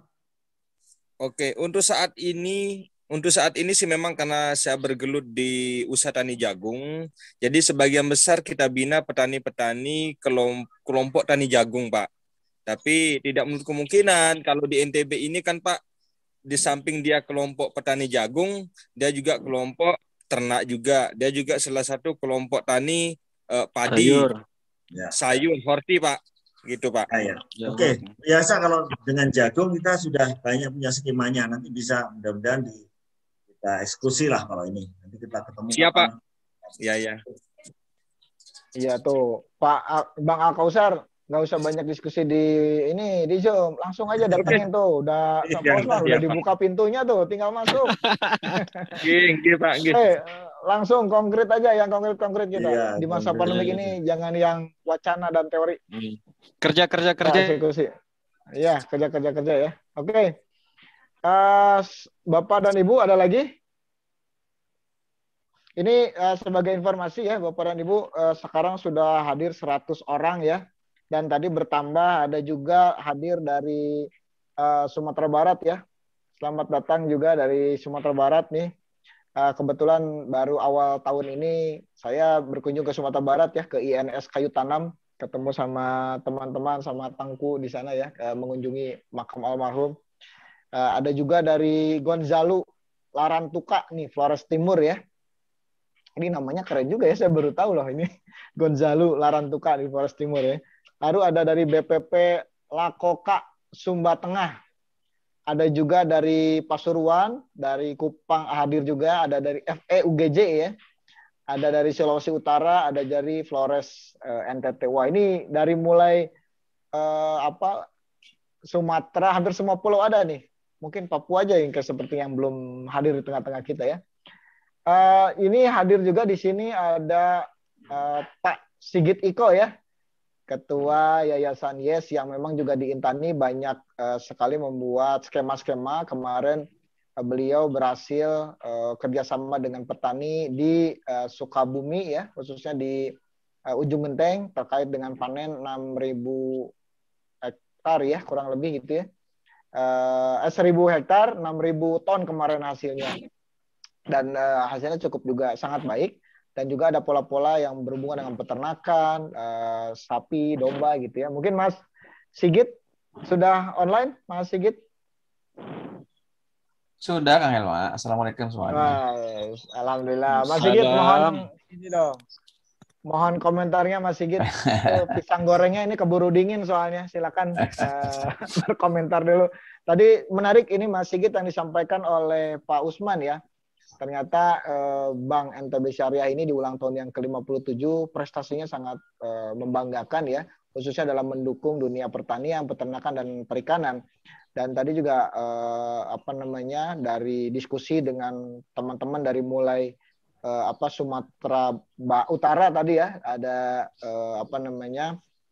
bertanya, bahkan juga tadi ada dari Kalimantan, hampir semua pulau kita ini hadir nih, Maluku Utara juga hadir, Papua aja mungkin yang belum hadir. Nah mungkin Mas Sigit bisa memberikan komentar ya sebagai ketua Yes Foundation tadi apa yang sudah didiskusikan. Terima kasih Kang Helma, terima kasih sudah menggantikan saya sebagai host di episode yang luar biasa ini. Terima kasih Pak Usman dari NTB, luar biasa, selamat milad ke-57. Saya dengan NTB bangsa sejak UUS ini sudah dekat sebetulnya. Juga rekan-rekan semua partisipan yang luar biasa sudah sampai 100 lebih sampai YouTube juga sudah meluber ini ya. Terutama memang kita Pak, tadi saya mengikuti dari pertengahan gitu, luar biasa memang ya itulah Pak. Jadi memang peran pembiayaan itu menjadi salah satu faktor produksi. Jadi kalau kita kelompokkan gitu ya, faktor produksinya petani itu kan cuma 3 sebetulnya. Lahan, SDM dan modal. Nah, lahannya kadang-kadang terkait dengan luas dan kepemilikan. Yang dimiliki luasnya sedikit, sehingga kemudian yang nambah adalah pemilikannya bukan punya dia. Jadi memang dari lahan seperti itu. Kemudian dari kesuburannya juga seperti itu. Kemudian adalah yang berikutnya adalah SDM.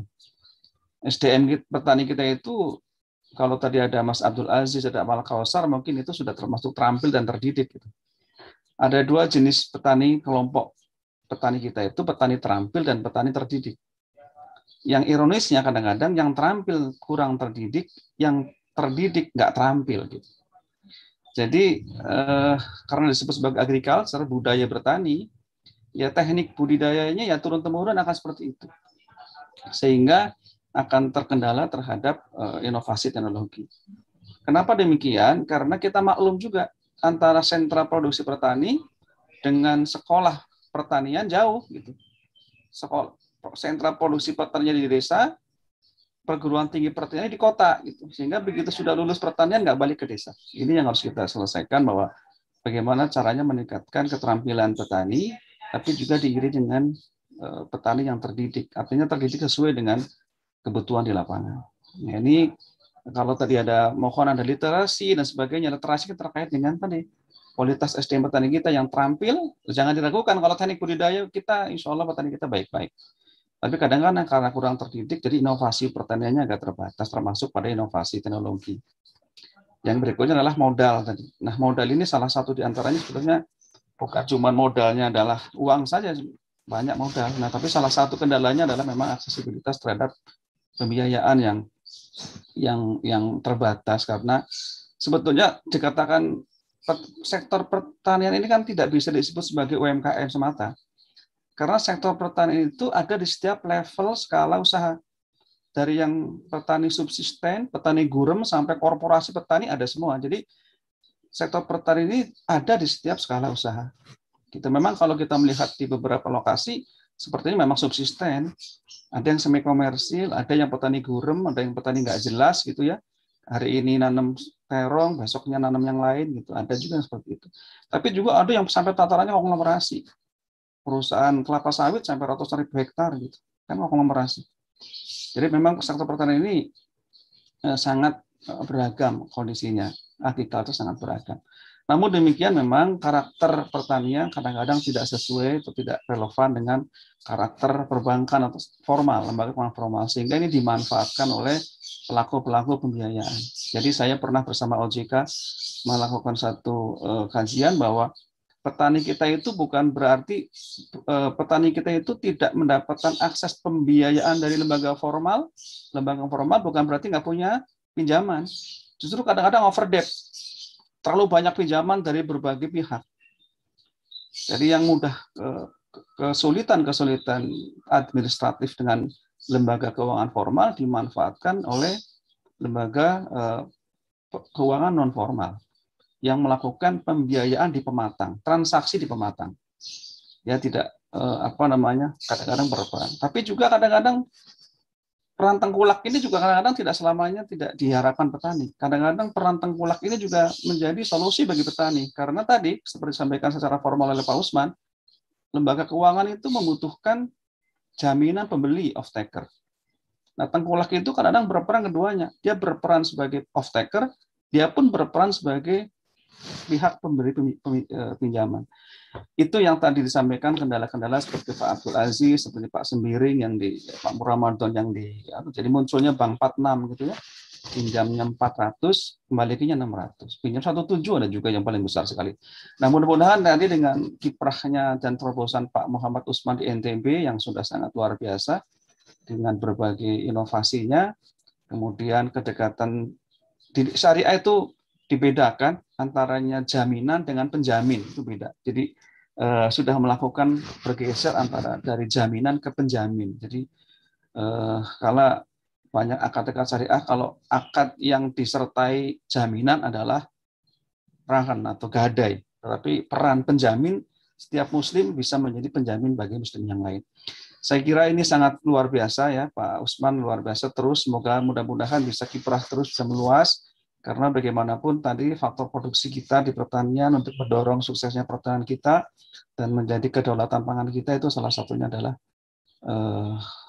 faktor produksi dari modal, kapital. Jadi Ini Pak Helma sangat luar biasa pagi ini. Tadi 3 faktor produksi di pedesaan adalah lahan, SDM, dan modal atau kapital. Nah, tiga-tiganya pasti punya kelebihan, punya kekurangan, tapi sebagai insan pertanian kita nggak boleh berhenti di situ gitu ya. Tadi pertanian terdidik dan terampil, yang terampil kita didik, yang didik harus bisa terampil, harus mau terjun kayak tadi Pak Usman sampaikan. Kalau teorinya sudah ngelotok tentang main sepeda, kalau nggak pernah megang sepeda nggak pernah jatuh dia. Nah, jadi terampilnya naik sepeda itu kalau berulang-ulang menggayung sepeda.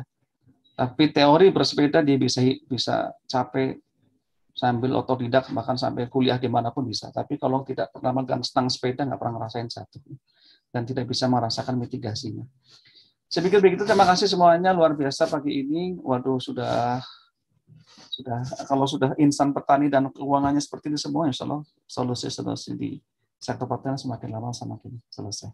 Terima kasih Pak Usman hadir, tetap semangat sebagai kaum muhajirin dan ansor Pak. Biasanya kalau Bapak di sana nggak punya istri, tawarin sama orang ansor Pak. Terima kasih Kang Helma. Assalamualaikum warahmatullahi wabarakatuh.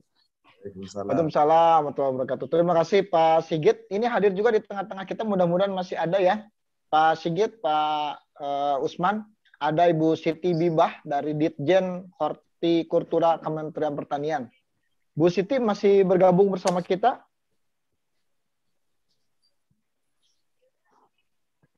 Bu Siti dari Ditjen Hortikultura Kementerian Pertanian, apakah masih bergabung dengan kita?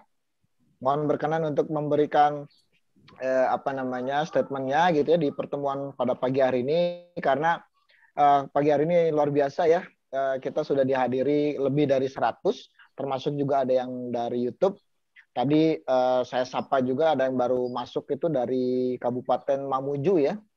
Kabupaten Mamuju ini baru hadir juga tadi. Daftar kelas ya.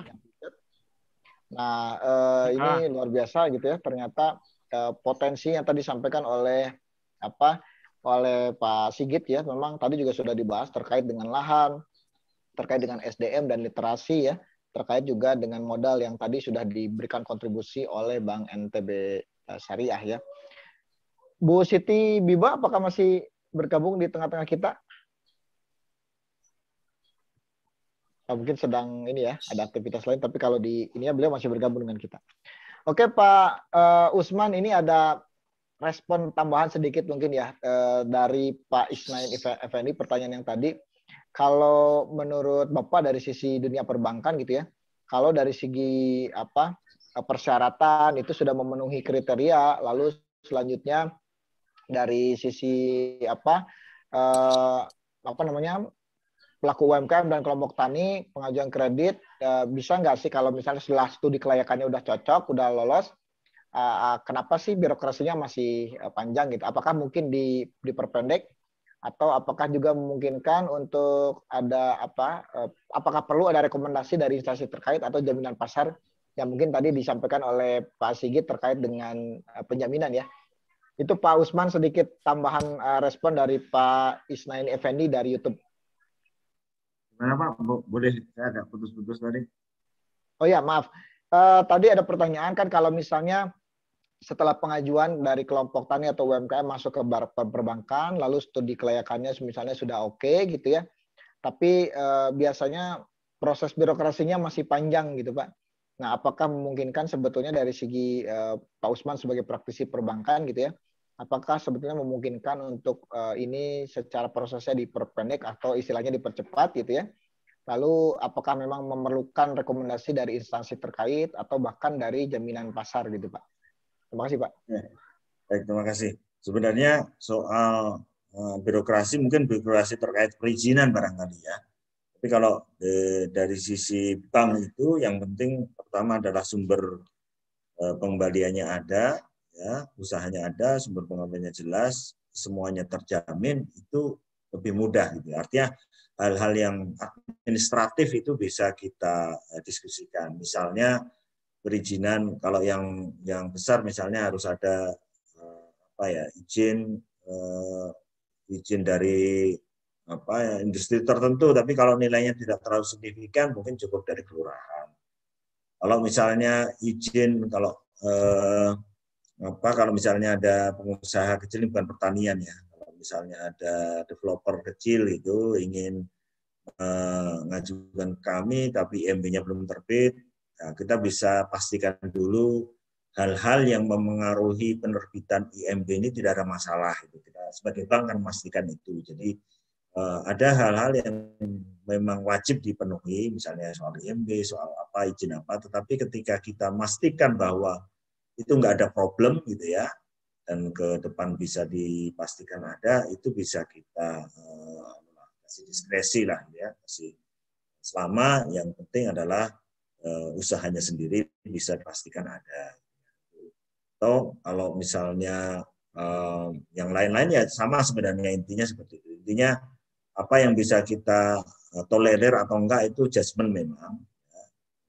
Seperti tadi kepastian penjualan gitu ya, kepastian penjualan. Kalau petani-petani ini memang sudah rutin gitu ya, artinya tanpa off taker gitu ya, rutin sudah melakukan perjalanan itu sudah bertahun-tahun seperti itu juga kita bisa accept tanpa off taker pun bisa. Jadi banyak yang bisa kita akomodasi ya, selama kita punya keyakinan nasabahnya atau petaninya ini bisa jalan dengan baik, secara operasionalnya baik, kemudian jaminan ketersediaan bibit, ketersediaan pupuk itu dan sudah jalan selama ini, atau mungkin juga mereka bisa punya substitusi misalnya kalau sapi gitu misalnya, tidak mesti harus makan rumput gitu. Misalnya ada pakai jerami pun bisa gitu substitusinya, itu enggak juga harus kita pastikan dia harus punya lahan rumput sekian, itu tidak pasti. Ya, memang banyak dengan di lapangan ini memang banyak variasinya lah gitu ya. Yang penting ada tingkat keyakinan buat bank untuk bahwa itu bisa kembali. Kepastian memang tidak ada yang pasti memang ya, tapi lebih yakin lah gitu ya. Sumber bibitnya, sumber pakannya, operasionalnya, pupuknya, kemudian penjualannya, syukur sudah ada yang menjamin gitu kan, misalnya off taker gitu. Tapi kalaupun nggak ada off taker gimana ya, kita cari alternatif. Dia sudah rutin setiap tahun, sudah lancar, setiap panen sudah ada alternatifnya, banyak jualannya, itu bisa kita.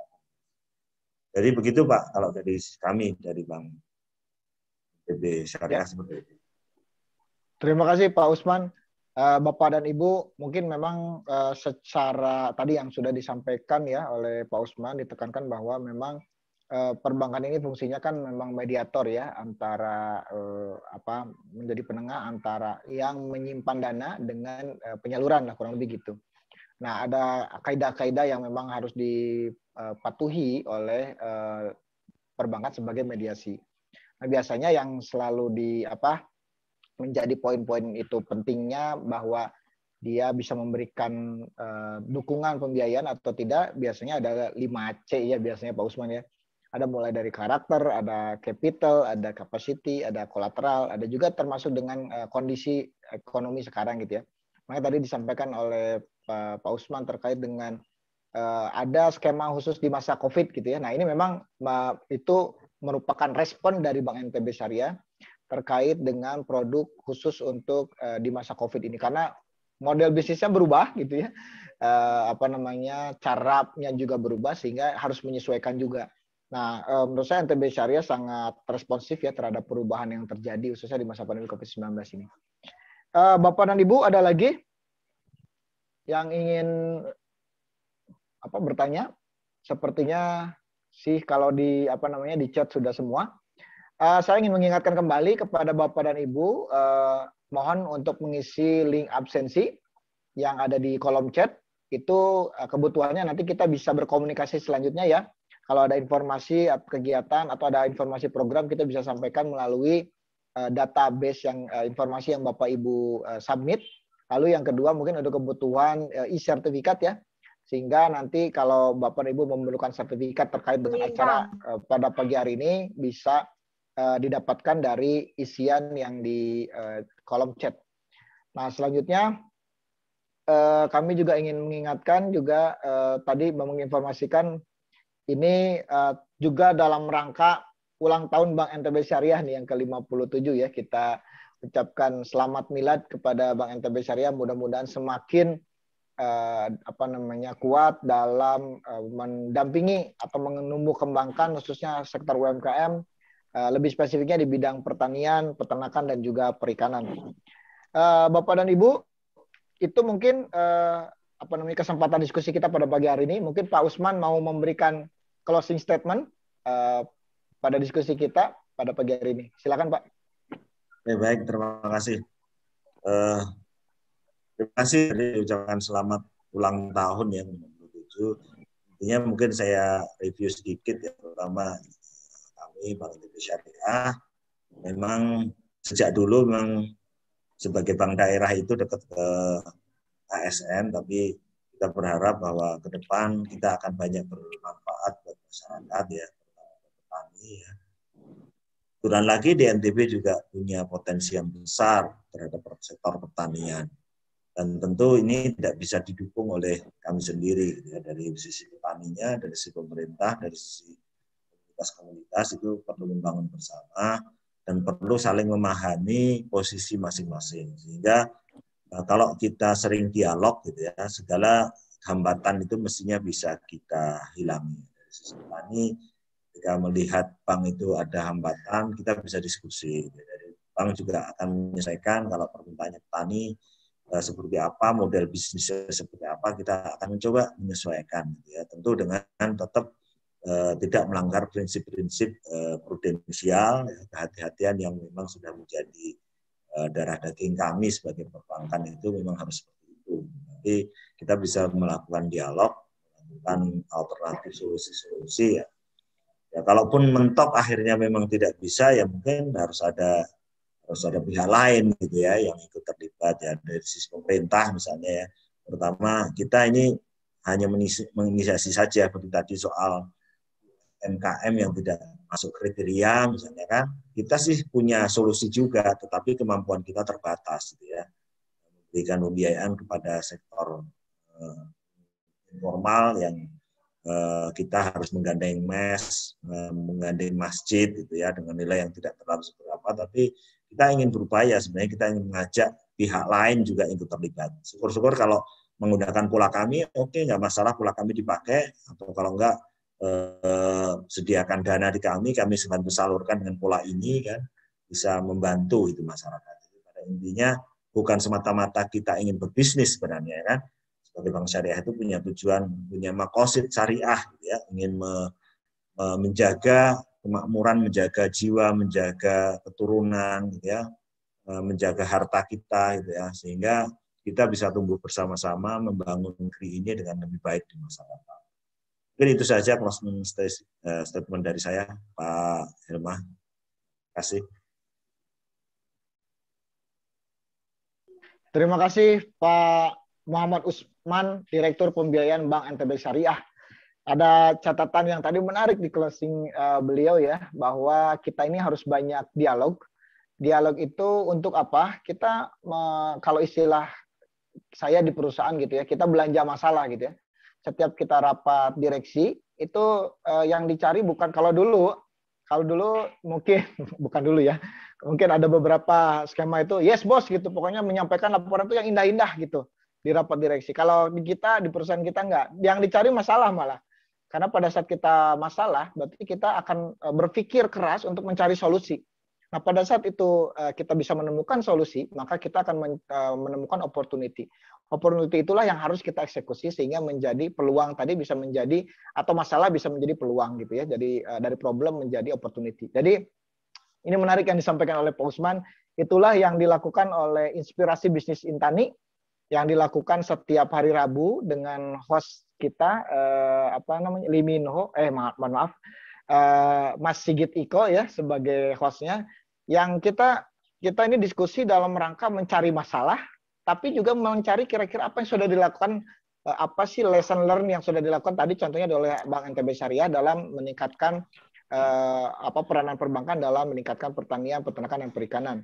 Kita dari masalah, kita mencari solusi bersama yang tadi ya, Bang Al-Kausar ternyata bertemu di sini di forum ini, bicara dengan Pak Usman, akhirnya pintunya terbuka, diskusi, nah mudah-mudahan kita harapkan ada eksekusi lah ke depannya gitu lah. Nanti kalau udah eksekusi, jangan lupa bagi-bagi gitu ya. Minimal kalau kita ke NTB dibagilah makan jagung lah gitu ya. Ya, siap. Oh, gitu ya. Minimal yang bagi-bagi kedua yang doa. tadi, Iya, betul. Yang kedua tadi yang disampaikan menarik terkait dengan wah ini saya jadi merinding juga yang disampaikan oleh Pak Usman bahwa fungsinya Bank NTB Syariah juga sebagai menjaga makosid syariah gitu ya, menjaga keturunan, menjaga harta, dan tadi disampaikan oleh beliau ini andai gitu ya, andai banyak para pelaku lembaga keuangan di Indonesia memahami konsep ini, sepertinya akan berbeda cara pandangnya, cara melihatnya gitu Pak Usman. Ya, ini saya berharap mudah-mudahan Pak Usman juga dengan Bank NTB Syariahnya selalu jaya dan semakin sukses ya, diberikan keberkahan oleh Allah Subhanahu wa taala, diberikan kekuatan, kesehatan, dan juga petunjuk untuk semakin berbuat lebih impact untuk masyarakat. Bapak dan Ibu, itu terima kasih banyak. Ini kali ini hadir ya, saya coba sapa kembali.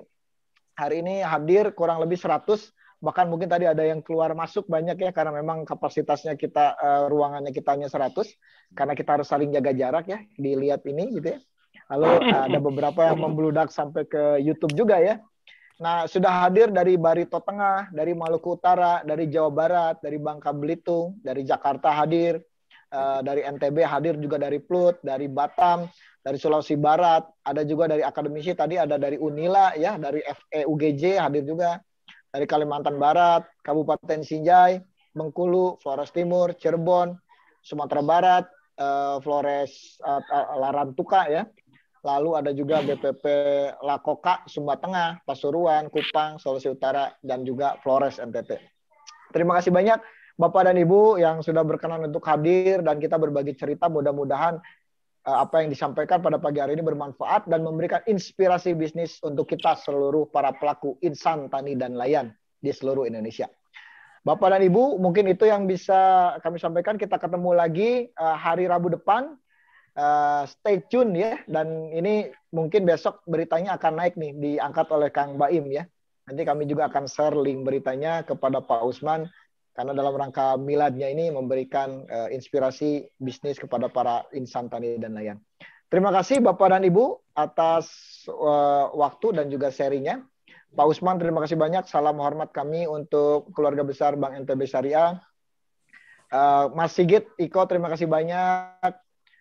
Teman-teman dari Intani, dari pusat maupun dari daerah, ada juga teman-teman dari DKPP atau DPKP ya di seluruh Indonesia yang hadir pada kesempatan kali ini. Terima kasih, kita tutup dengan wassalamualaikum warahmatullahi wabarakatuh. Selamat siang, salam sejahtera untuk kita semua. Salam sehat. Assalamualaikum, terima kasih. Waalaikumsalam. Salam. Sedikit, terima